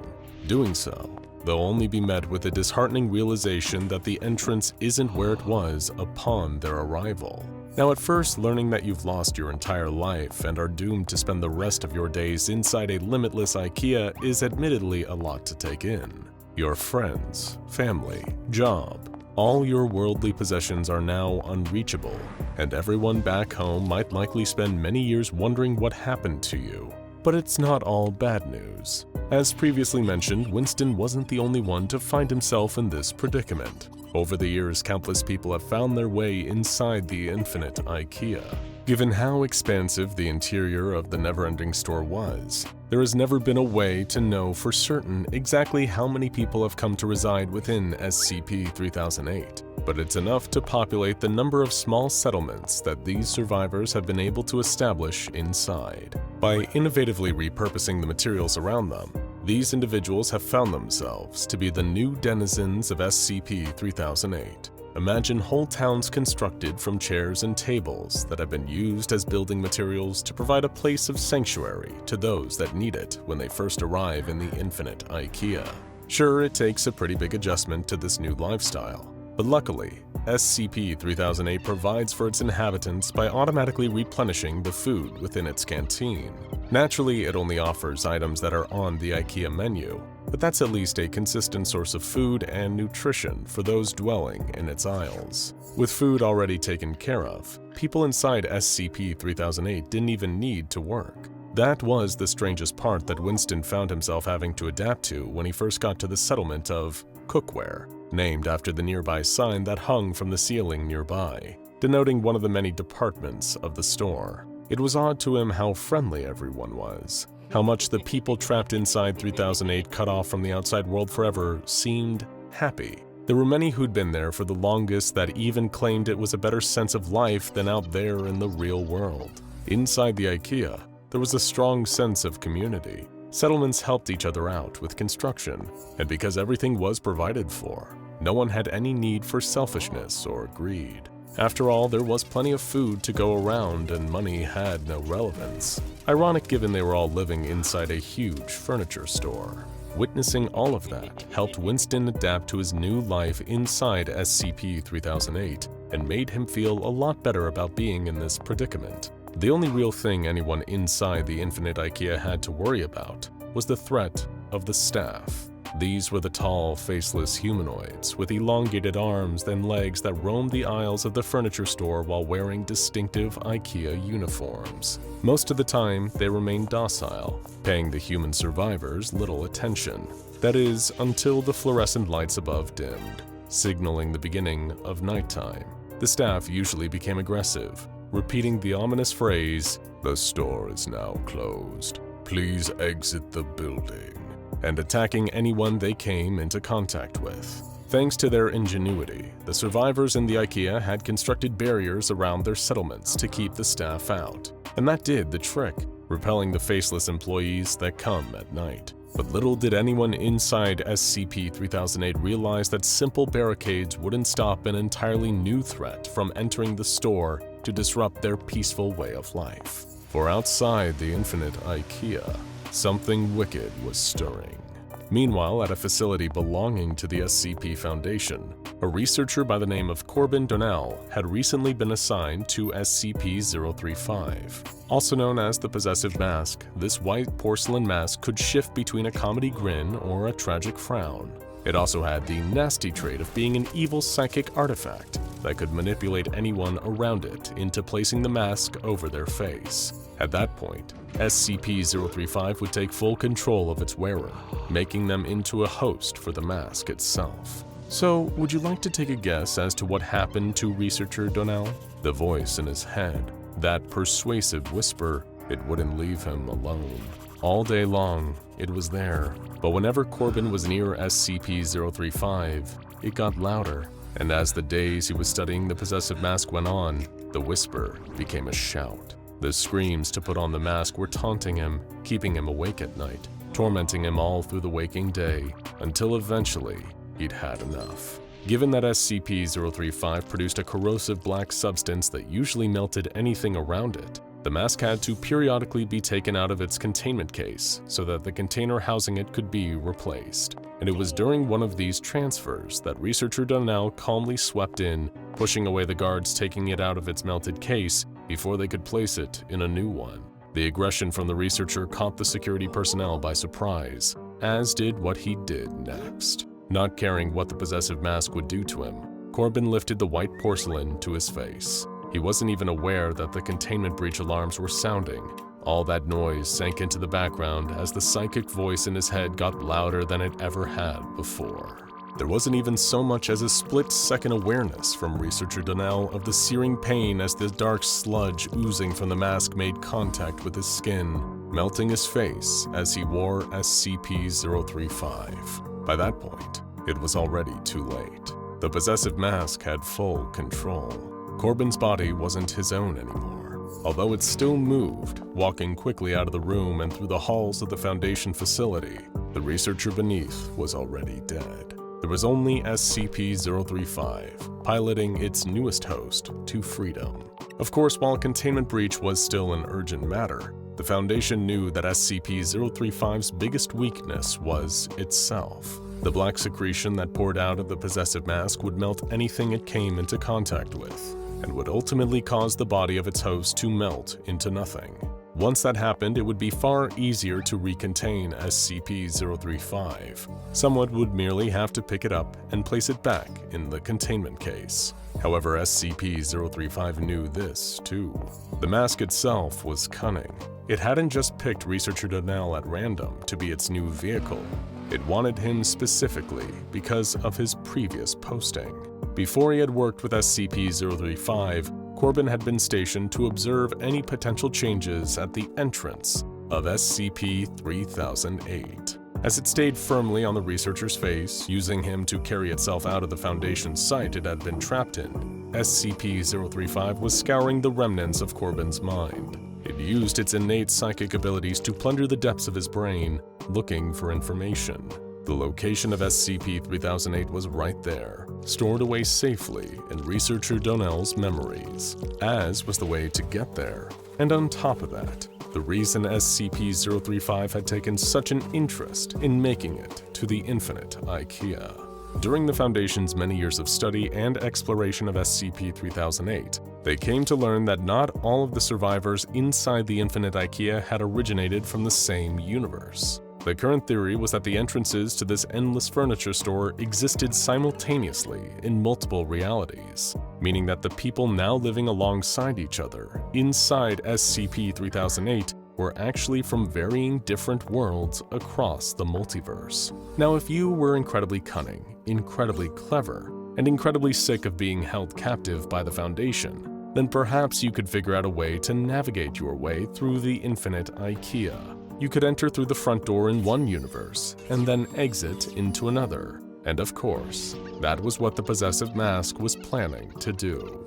As it approached the main entrance of SCP-3008, the black sludge leaking out of the mask had almost destroyed what was left of researcher Corbin Donnell. It wiped more of the corrosive secretion onto the guards stationed at the infinite IKEA, melting through them as SCP-035 made its way inside. First things first, the mask knew it had to find itself a new body to pilot before Corbin's expired. And it didn't take long for the Possessive Mask to happen across an unwitting candidate between the aisles of flat-pack tables. At around the same time this was happening, Winston, having long since gotten used to the rhythm of life inside SCP-3008, was on his way to the food court. He knew the route by heart now, and as he strolled closer, he was pondering over what he'd help himself to today from the menu. But it was while making his way there that he noticed something, or rather, he noticed not something, that he usually did. There were no staff anywhere around. Although they did not pay the survivors any mind during the day, when the lights of the IKEA were on, Winston knew that the staff members were always present. There were usually a couple milling about the aisles he had to pass in order to get from the settlement of cookware to the food hall, but today, there were none. And while this wouldn't usually be any cause for alarm, it kept playing on Winston's mind as he sat down to eat his plate of Swedish meatballs. He'd been inside SCP-3008 for such a long time that he'd become accustomed to the routine of living there, and the absence of the staff immediately stuck out as something that was out of its usual place. Finishing his food, Winston asked around, talking with his fellow residents of the infinite IKEA, asking if any of them had encountered any of the tall, faceless staff members on their way to get their meals. Each and every one of them that he asked, from varying different settlements, all answered the same, that they hadn't spotted any staff all day. As much as they were a minor threat to the human beings living inside the infinite IKEA, the absence of the store's only other residents kept playing on Winston's mind. Whatever was going on, the staff seemingly vanishing couldn't mean anything good, and so he decided to venture out into the aisles to figure out what exactly was going on. What he found was unlike anything anyone had ever seen in SCP-3008 before. It took Winston several long and uneventful hours to catch even a momentary glimpse of a staff member. He almost felt like someone trekking through a forest looking to get a sighting of Bigfoot or some other elusive urban legend. But as the third hour became the fourth, he spotted a hint of movement between the aisles. Following at a safe distance, listening out for the slightest sounds, Winston couldn't help but think he detected the noise of something heavy being dragged along the stone floor. Peeking out from between the aisles, he saw them. A huge group of staff members were all huddled in a display dining room, only there was something different about all of them. They still retained their recognizable tall and humanoid shapes, with long, disproportionate limbs, but there was something smeared over the staff, a dark, oily black substance that seemed to melt through the floor as it dripped off them. From his hiding place, Winston soon saw where that substance had originated from. The thing being dragged across the floor was another staff member, looking more normal than the rest. One of the others, covered in the corrosive sludge, was gripping it by the collar of its IKEA polo shirt and bringing it through the group. Meanwhile, the ordinary creature was thrashing and flailing its lengthy arms around, trying to get free. It was dragged up to a staff member in the middle of the group, which turned and shocked Winston at the strange sight of it. This staff member, evidently the leader, had a face, or rather, it was wearing a mask. SCP-035 was now firmly affixed to the slender, faceless being, its expression locked in a wide grin that seemed to convey a twisted sense of glee. Its black secretion didn't seem to be affecting its new host in the same way it usually did. The body of the staff member it was now piloting didn't seem to dissolve. As the uncorrupted staff creature was presented to the masked leader, SCP-035 compelled its newfound followers to restrain their prisoner. The workers within SCP-3008 didn't have much in the way of their own free will, or even personalities to speak of. They did, however, seem to share some sort of connection to each other, a hive mind of sorts. So presented with a powerful psychic force like the Possessive mask, the entity had been able to not only take over one of the staff members as its new host, but spread its influence to the others. And while Winston watched horrified, it unknowingly demonstrated this. The captive staff member was grabbed and held by the others, its long arms and legs pulled apart. The huddled group lifted it up off the floor so that it couldn't free itself and run off into the endless aisles of furniture. Wearing SCP-035, the leader extended an arm, black ooze dripping from it, the droplets burning holes in the floor as it reached towards the faceless head of the restrained staff member. It placed a large hand over the faceless head of the captive. More of the corrosive secretion passed on to the newest addition to SCP-035's growing army. As the black substance spread over the staff member, so did the influence of the Possessive mask force its way into another vessel. I'm telling you, I know what I saw! Winston protested, after recounting the events to the other settlers back at Cookware. There's something else out there, something new and dangerous, and it's infecting the staff. Oh, that's ridiculous, replied Bryce, one of the survivors who had been there much longer. I've been here for years and I've never even heard of such a thing. They yelled. I saw it with my own eyes, Winston argued. It has a small army of them already under its control. Even if what you're saying is true, someone else chimed in. What does it matter? We've already got barriers that keep the staff out and they only attack at night anyways. Surely, even if this mask thing really is in control of them now, who cares? As if on cue, one of the lookouts at the Cookware settlement started frantically trying to get everyone's attention. They pointed to the ominous glow coming from just beyond the nearby aisles filled with wardrobe frames. An orange flicker was visible, even under the lights of the store which were still on, although blocked a little by thick plumes of black smoke rising up towards the ceiling. That's lighting, the lookout said in shocked disbelief, stating the name of another nearby community of survivors that was named after an IKEA store department. Something must have happened over there, Bryce declared. Maybe it's an electrical fire that's gotten out of control. It's them, Winston said solemnly. It can't be them, the older survivor snapped. The lights are still on. It's still daytime in the store and the staff never attack during the day. I don't think the rules are the same anymore. Frustrated, Winston continued to argue. There's no telling what that mask did to them. Perhaps. Bryce was trying desperately to come up with a suggestion, but was clearly grasping at straws. What if this mask can be reasoned with? If it's more intelligent than the staff, we can negotiate. There must be something it wants. What do you think it wants? It wants this place, this IKEA. And now it has control of enough staff to form a small army. You think it's just gonna stop there? It's coming for all of us. And it won't stop until it's got the whole store under its control. And if it has to wipe us out to do that, well, it looks like it's not hesitating. So what do we do? A voice called meekly. Winston turned to see the townsfolk of Cookware had gathered, all looking up at him with terrified expressions on their faces. He gazed back at each one of them, then looked back over at the smoke now towering over where lighting had been, and was now in flames. Who knew how many of the settlers there were still alive, and how long it would be before SCP-035 and its new army did the same to Cookware? Something had to be done. We need to get the word out, Winston announced to the other survivors. I need our fastest to run over to the other towns in the store. You each take one, you pass on the message, and then you come back. You know your way around well enough, so avoid anywhere you'd normally see staff.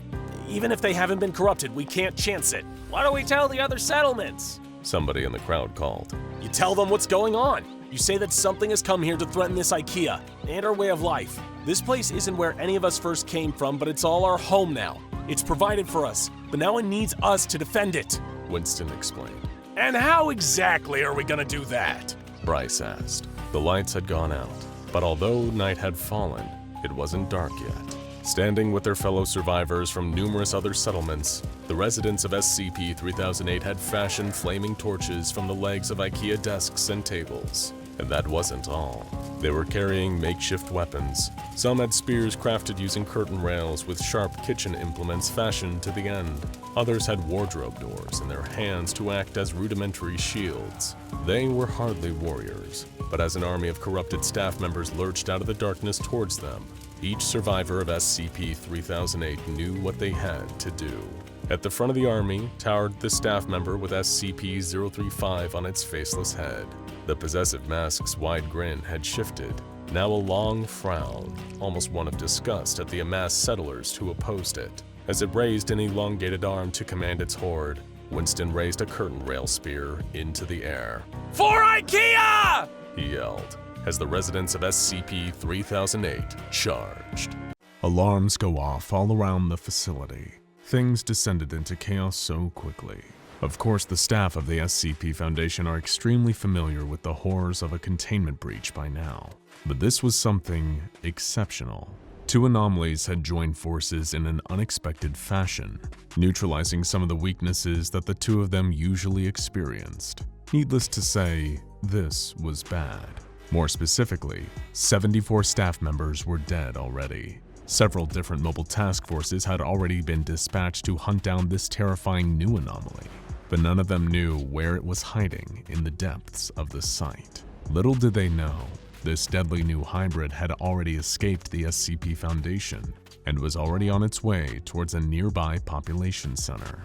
That's where the real fun would start. But before we get to all that carnage, let's rewind the clock a little and find out how this disaster started. Some things just go great together, like peanut butter and jelly, milk and cereal, or clicking subscribe when you're watching a video by SCP Explained. But for every match made in heaven, there's also a match made in hell. Like being covered in sugar water while you walk past a wasp nest, or doing tricks with your awesome Zippo lighter next to a gas pump, or most horrifying of them all, a combination of SCP-106 and SCP-035. Of course, the reputations of these two horrible creatures are well known and well feared enough on their own.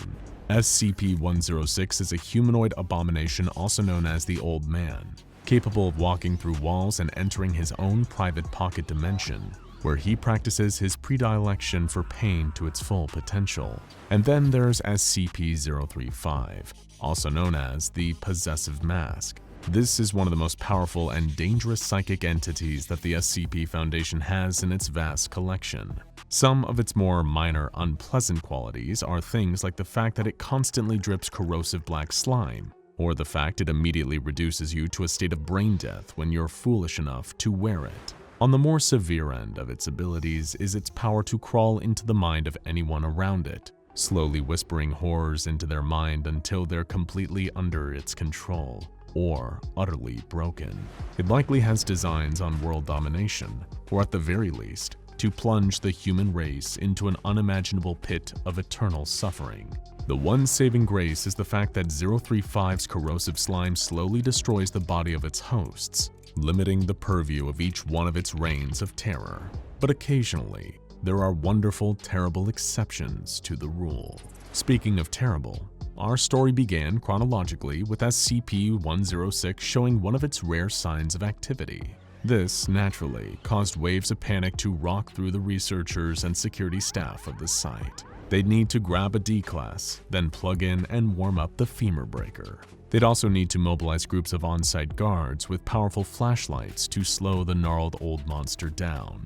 But by now, SCP-106 had gotten wise to the Foundation's techniques. He wouldn't make himself so easy to capture this time. He wanted to have the proper time to enjoy himself. SCP-106 got up and phased through the nearby wall. His cell was never easy to escape.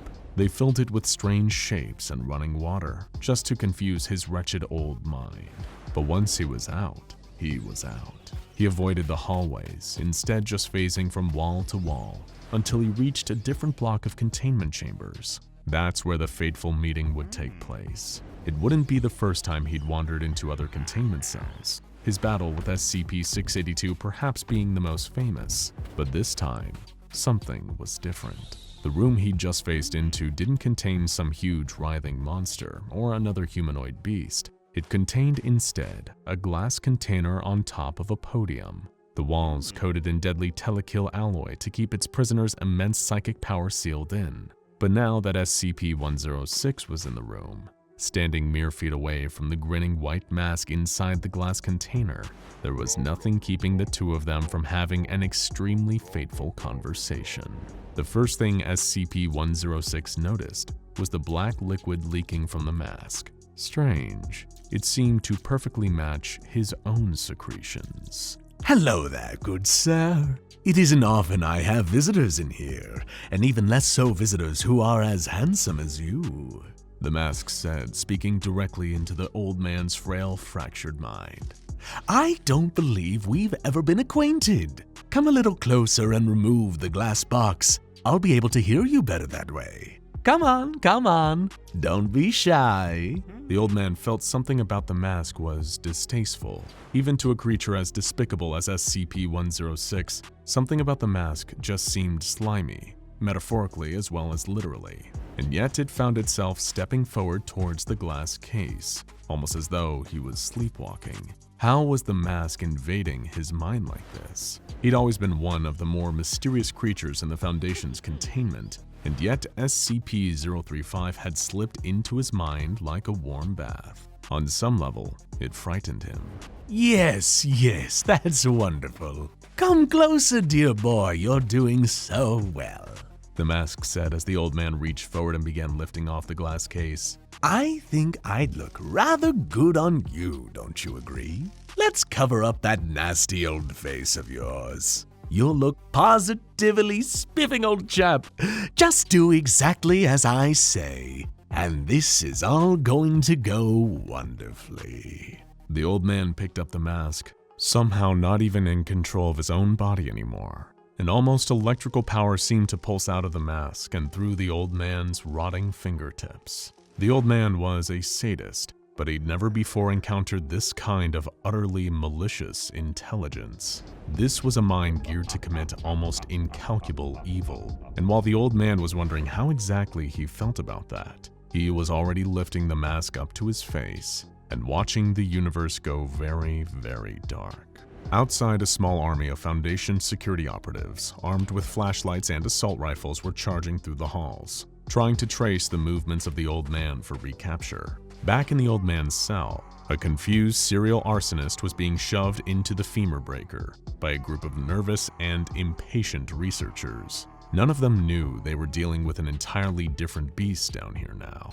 Eventually, the security team found the last rusty scorch mark on the wall of a containment cell belonging to SCP-035. Before they could even comprehend the terrifying implications of this horrible scenario, they charged into the cell in hopes of stopping it. But by the time they were in there, both the old man and the mask were already gone. Well, not entirely. Suddenly, the guards in the room felt an odd sense of calm wash over them. Not a true, authentic calm, but an artificially induced one. Like the lulling of a cattle while a bolt gun descends towards their foreheads. The mask's psychic influence had pacified them, making them perfect prey for the rotten hands reaching out from the ground and pulling them down into oblivion. The guards outside heard the most horrific screaming.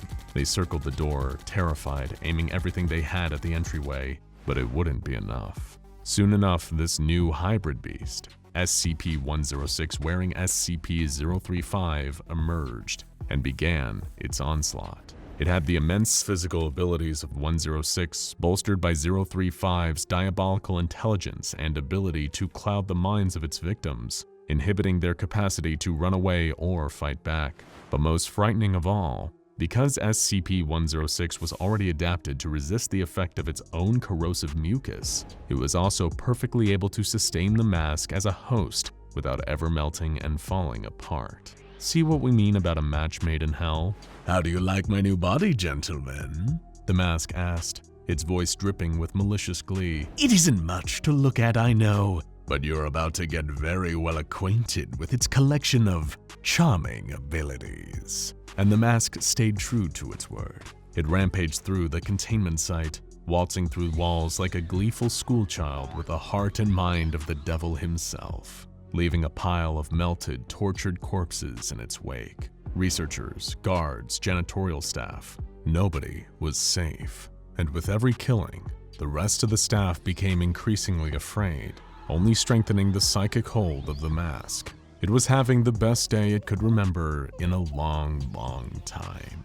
The site director and his team put out a mayday for all available mobile task force units to descend onto the area and help them deal with this deadly new threat. But by the time they were on their way, the mask and its new SCP-036 body had already had its fun with the Foundation. Even when they activated the femur breaker, nothing happened. The mask was far more interested in the pain it could cause outside, and far too intelligent to be lured back into imprisonment by such a simple trick. Instead, the hybrid made its way out of the nearby perimeter wall, finding its way to a heavily armored Foundation ground vehicle and sliding in through the door like a ghost. The operative in the driver's seat was immediately terrified by the monster suddenly sitting next to it, but then the mask's psychic effects took over his mind. He became a calm, placid little servant, just like all those other mortal fools. I feel like a change of scenery, old sport, The mask said to him. Take me out to the nearest city.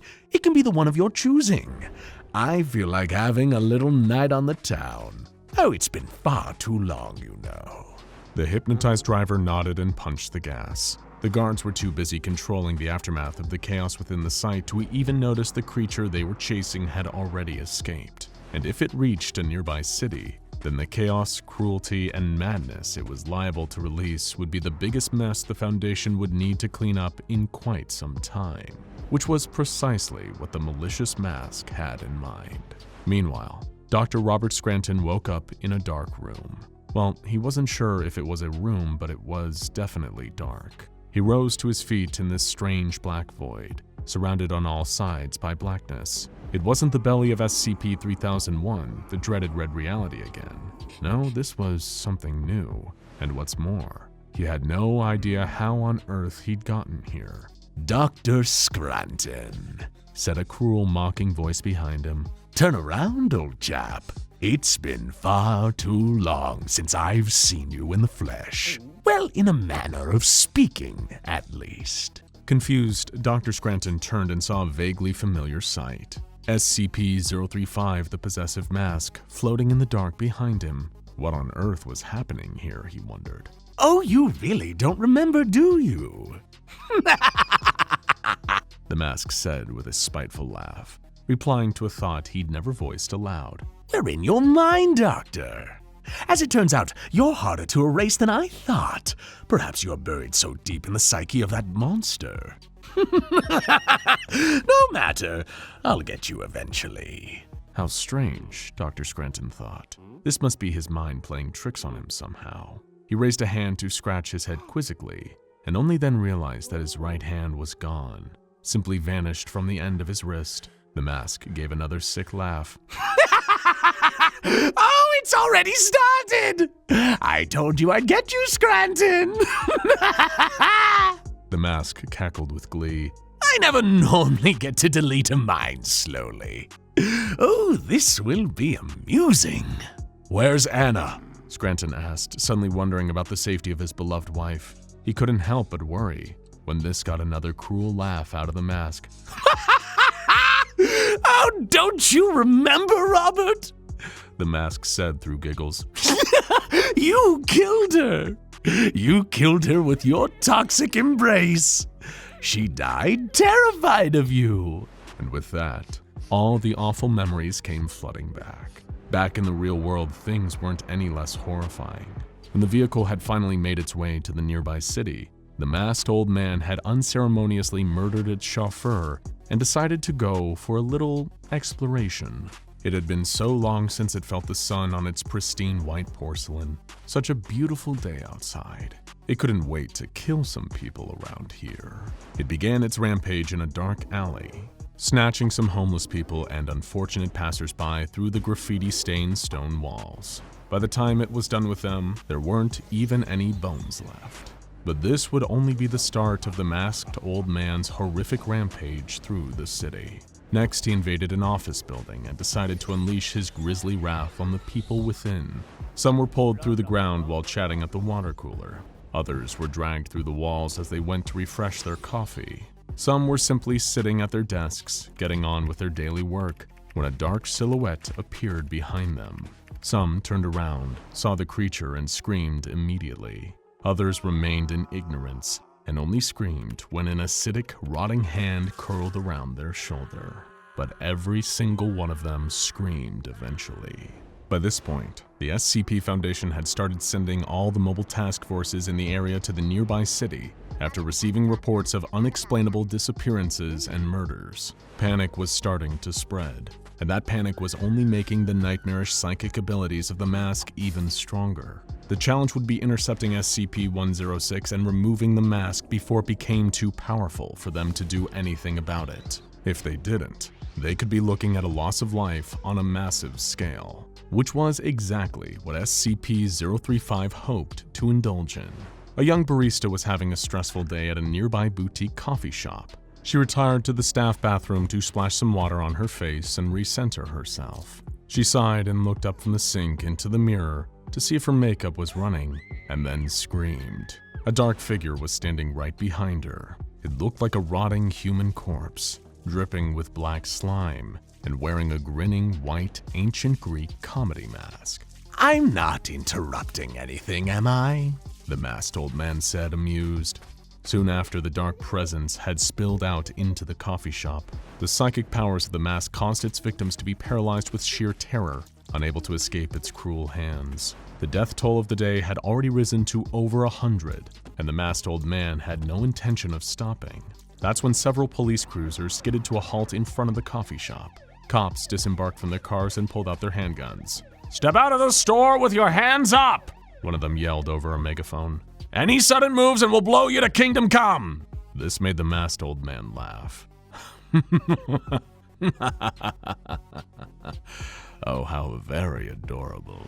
Not long after, he was driving a police cruiser further into town, with a pile of dead cops left in the street behind him. This was shaping up to be such a wonderful day. He never wanted it to end.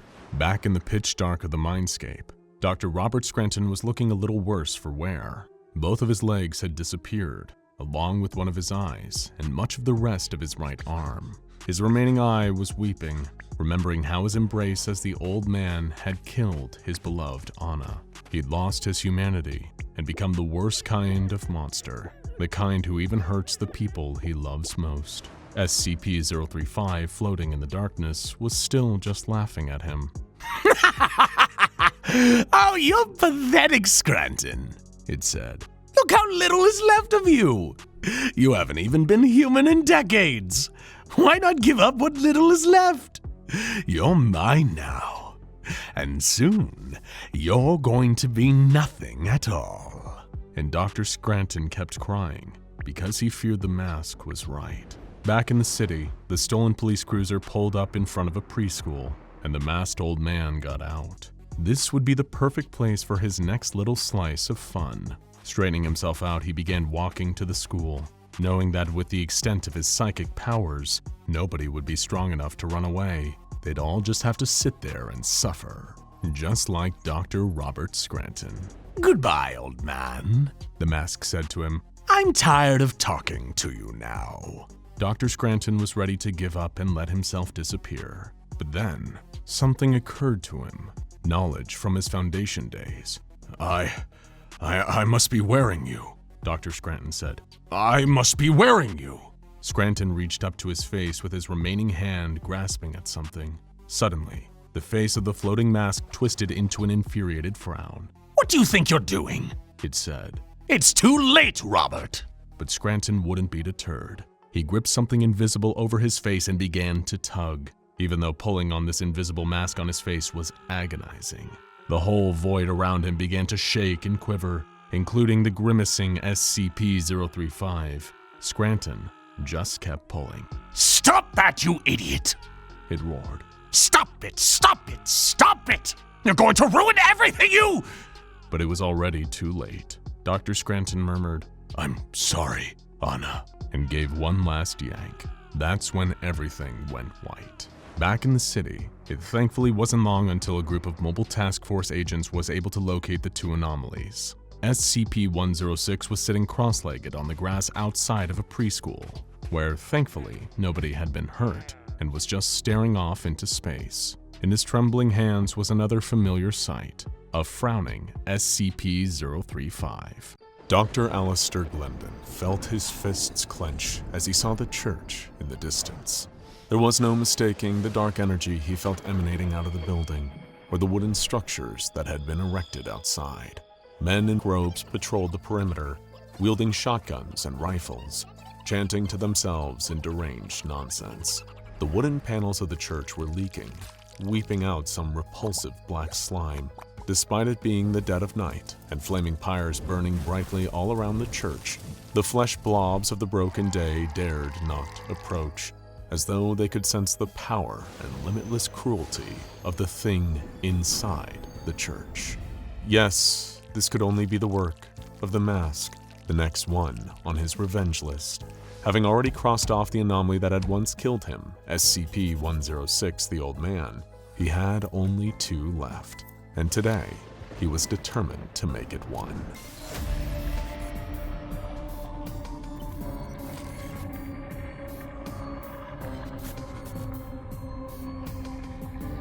Glendon crept closer to the church, wrapped in his armor of shadows, offering both protection and stealth. He would need it here. SCP-914 may have given him mastery of shadows, but the being waiting for him inside the church commanded a far deeper and more primal form of darkness. In all likelihood, it already knew he was coming, and it was looking forward to the meeting. As Glendon got closer, he could see all the hallmarks of the mask's influence, most of all, excessive cruelty. People were dead and dying, crucified on sloppily made wooden crosses, with placards hanging around their necks and proclaiming their supposed crimes. Alistair could make out weakness, kindness, and mercy. Typical. There were huge cages erected behind the church. Glendon could see the poor prisoners huddled within, filthy and clothed in rags. He saw 2 of the robed cultists drag one of them out and beat him with truncheons until he went half limp, then carried him off to the church's grand entrance. The people left behind in the cages screamed his name. A family member, probably. Even with all the horrors Alistair had seen, he couldn't just stand by and let this happen. If he did, he wouldn't be worthy of the place he was trying to return to. Slinking past the patrolling guards, he found his way to the entrance and slipped inside. The interior of the church was every bit as nightmarish and profane as he expected. Every cross had been inverted. Every stained glass window was changed to images of sadism and cruelty. Violent murals made of black slime stretched all over the walls. Rows of hooded figures were bowed in prayer at the feet of the monster sitting on a makeshift throne where once had been the altar. A rotting body wearing SCP-035, the Possessive mask. Alistair knew the mask was a charmer, a trickster, a deceiver, and he didn't intend to give it a chance. He raised a hand and fired an arcing blade made of shadow at the rotted form, cleaving the throne in half and, to the researcher's surprise, shattering the mask. He realized a second too late, it was a decoy. Suddenly, he felt a pressure all around his body as his arms became bolted to his sides. His legs went pencil straight and stuck together, as though tied with invisible rope. His bound body began to float off the ground and slowly swiveled around. There stood SCP-035, wearing the body of the poor prisoner his minions had just brought in. It was a mysterious, anomalous object of truly diabolical power, capable of instantly killing its hosts and totally subsuming their bodies to give it more power. The kind of power it was using to subdue Dr. Alistair Glendon right now. Alistair, old sport, what a delightful surprise, the mask said with a haughty laugh. If I knew I'd be entertaining today, I would have tidied up a little. He tried to move, but the mask's sorcery was even more powerful than his. In its presence, his shadow powers were as useless as anything else, especially when it was being fed by the devotion of so many willing cultists. How about you let me out of here and we can have a civil conversation, Alistair said. The mask laughed again, as the cultists rose from their prostration and huddled around the ground below Alistair as though ready to catch him. Like the civil conversation you had with 106? The mask asked. Don't think I'd hold that against you, by the way. I always thought the old man was a terrible bore. It really did know everything. The mask snapped its stolen fingers, and Alistair felt a profound change. His shadow powers, the thing that had gotten him this far, were suddenly stolen from him, sapped away by the arcane abilities of the horror from Alagata. Its supernatural grip fell away after that, and Alistair fell into the waiting arms of the cultists below. As the stresses and pains of the preceding weeks, which his powers had insulated him from, all came flooding back, the poor man could barely move. They had him at their mercy. Throw him into the cages. He won't give you any trouble, the mask said. We'll use him in tomorrow morning's ritual. It'd be a shame to kill one like this so unceremoniously. As the cultists obediently dragged Alistair from the church, he gathered up just enough strength to yell back in spite. You won't get away with this, you bastard! He roared. You'll pay for the deal you made! The mask just waved a rotting hand and laughed. His screams of protest and spiteful kicks did little to dissuade his kidnappers. Before long, the doors to one of the cages behind the church were yanked open, and Dr. Alistair Glendon was thrown inside. The thought horrified him. After everything he'd survived, everything he'd been through, the sun, the Sarkists, the flesh that hates, the old man, would he even spend the remaining hours in this cage before being sacrificed by cultists of an evil mask in the morning? He grabbed at the bars and rattled them with all of his human strength. Nothing. They remained firm. Dr. Glendon collapsed against the front of the cage, eyes welling with tears, and slumped to the ground. Glendon began to weep. All this effort, all this pain, all this sacrifice, and he still failed. Oh, can it, Glendon? Said a voice from further into the cage. You know I can't stand to see a grown man cry unless I'm the reason he's crying. Glendon looked up, wiping the tears from his eyes to better make out the figure emerging from the dark. It was, to his immense relief, a familiar face. Foundation researcher Dr. Alto Clef, wearing shabby post-apocalyptic clothes and sporting rugged stubble. He had never been so happy to see another researcher in his life. It turns out that Alistair Glendon hadn't been the only one who roamed the wasteland of the world that was in search of bad guys to take vengeance out on. As soon as the Foundation fell and the veil was broken, Dr. Clef had already given his 2 weeks' notice to the remains of the O5 Council, grabbed a bag full of weapons out of the Site-19 armory, assembled himself a makeshift skin-covering suit, and set off into the world to live his Fallout dreams. As different groups of interest regrouped and rose to power in the Foundation's power vacuum, Clef made sure to put them in their place. He infiltrated Chaos Insurgency anomalous supply runs and gunned down everyone on the courier teams. He led single-handed assaults on Sarkic strongholds. He claimed to have killed either Marshall, Carter, or Dark during the madness, but wouldn't say which one. However, much like Alistair Glendon, he'd met his match while trying to lead an assault on the mask's profane anti-church. He'd fallen under the influence of the creature's psychic thrall and was overwhelmed by its minions. He was thrown into that cage 3 days before Alistair arrived and hadn't done much to improve his attitude. And Dr. Alto Clef with a bad attitude was not something you wanted to mess with. He helped Alistair to his feet, and the two shared a manly hug. With two brilliant and off-kilter ex-Foundation minds together, they might actually have a chance of matching the occult intelligence of SCP-035. Glendon told Clef about everything that happened, how Dr. Gears and 914 had given him mastery of Shadow, and how the mask had stolen it. If they were able to get his powers back, they might be in there with a chance. But first, they needed a plan to escape the cage, and thankfully, Clef had one. Just not one that Glendon was going to enjoy acting out. Some of the robed patrolling guards heard the sounds of a scuffle inside the cage and ran over, fearing an escape attempt. Instead, they saw Dr. Clef kicking the tar out of Dr. Glendon, who was curled up in a ball on the floor. That'll teach you to talk smack about the Eagles! Dr. Clef yelled between kicks. While the cultists didn't much care for the well-being of their prisoners for its own sake, they knew that their master preferred healthy sacrifices. They were more fun to torment. Two of the robed guards opened the cage and slipped inside to pull Dr. Clef away from the prisoner he seemed to be relentlessly beating. That's when they turned the tables. Glendon, while still on the ground, pulled out a pocket knife Clef gave him and stabbed it through one of the cultist's feet, pinning him to the ground. The cloaked figure dropped his submachine gun in the panic, and Glendon scrambled to grab it. The other cultist, wearing a Benelli pump-action shotgun, turned around to intervene, but before he could fire off a shot, Clef grabbed his head from behind and snapped his neck with a rough twist. 173 would be proud. As the cultist's body fell, Clef liberated the shotgun with ease, rubbing his face lovingly against its wood-effect finish. "Oh, shoddy. Beautiful, beautiful shoddy," he purred. Glendon hopped up and brained the remaining cultist with the back of his weapon. Now both of the Foundation researchers were armed, and the door to their cage was left open. "I'm glad that worked," Alistair said, rubbing the aching side of his head with his free hand. "But did you actually have to kick me?" "Had to make it believable, Glendon," he said, pumping his new shotgun. "Now let's rock and roll." The two researchers burst out of the cage and began their righteous rampage of revenge. They both knew now that sneak attacks wouldn't do any good, so they were better off unleashing their inner boondock saints and kicking down the door, guns blazing. The sudden ferocity of the attack threw the cultists into chaos.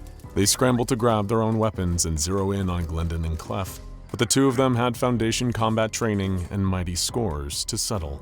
Glendon unleashed hell from his submachine gun, and Clef popped cultist after cultist with his shotgun like he was a sugar-rushing child at a carnival shooting gallery. It wasn't long until they were strutting towards the church, felled cultists on every side of them. They kicked open the doors to the main hall and ran in, guns blazing. The mask, now occupying a new host, was standing upside down on the ceiling. "Sorry, 035, Glendon said. "The old man already did that one.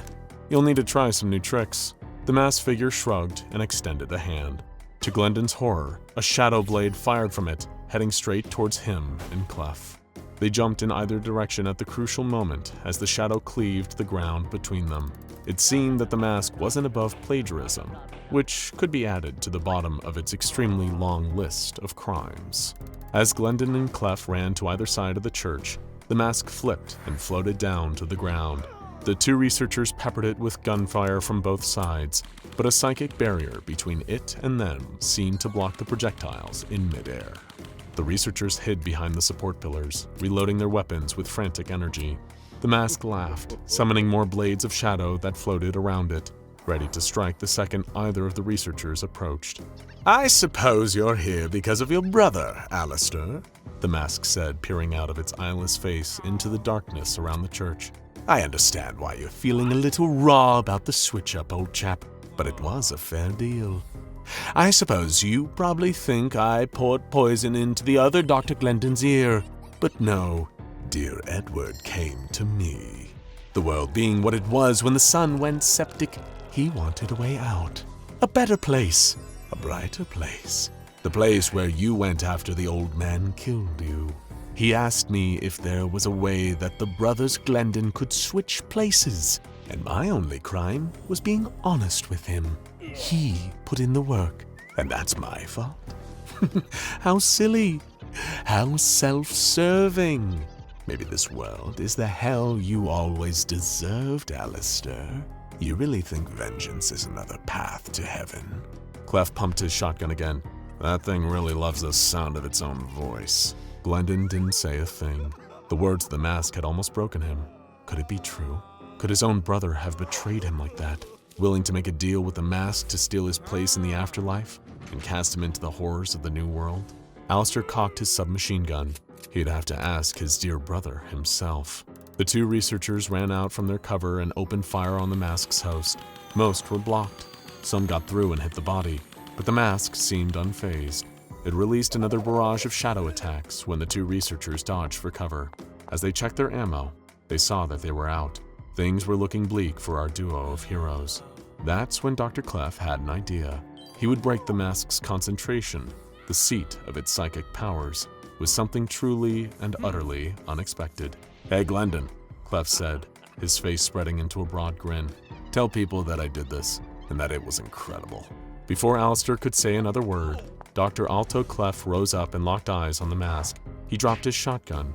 Even the mask seemed oddly surprised by that, and Clef took advantage of that surprise, running for the demon with his fist cocked back. At the top of his lungs, Dr. Clef screamed, "World Star!"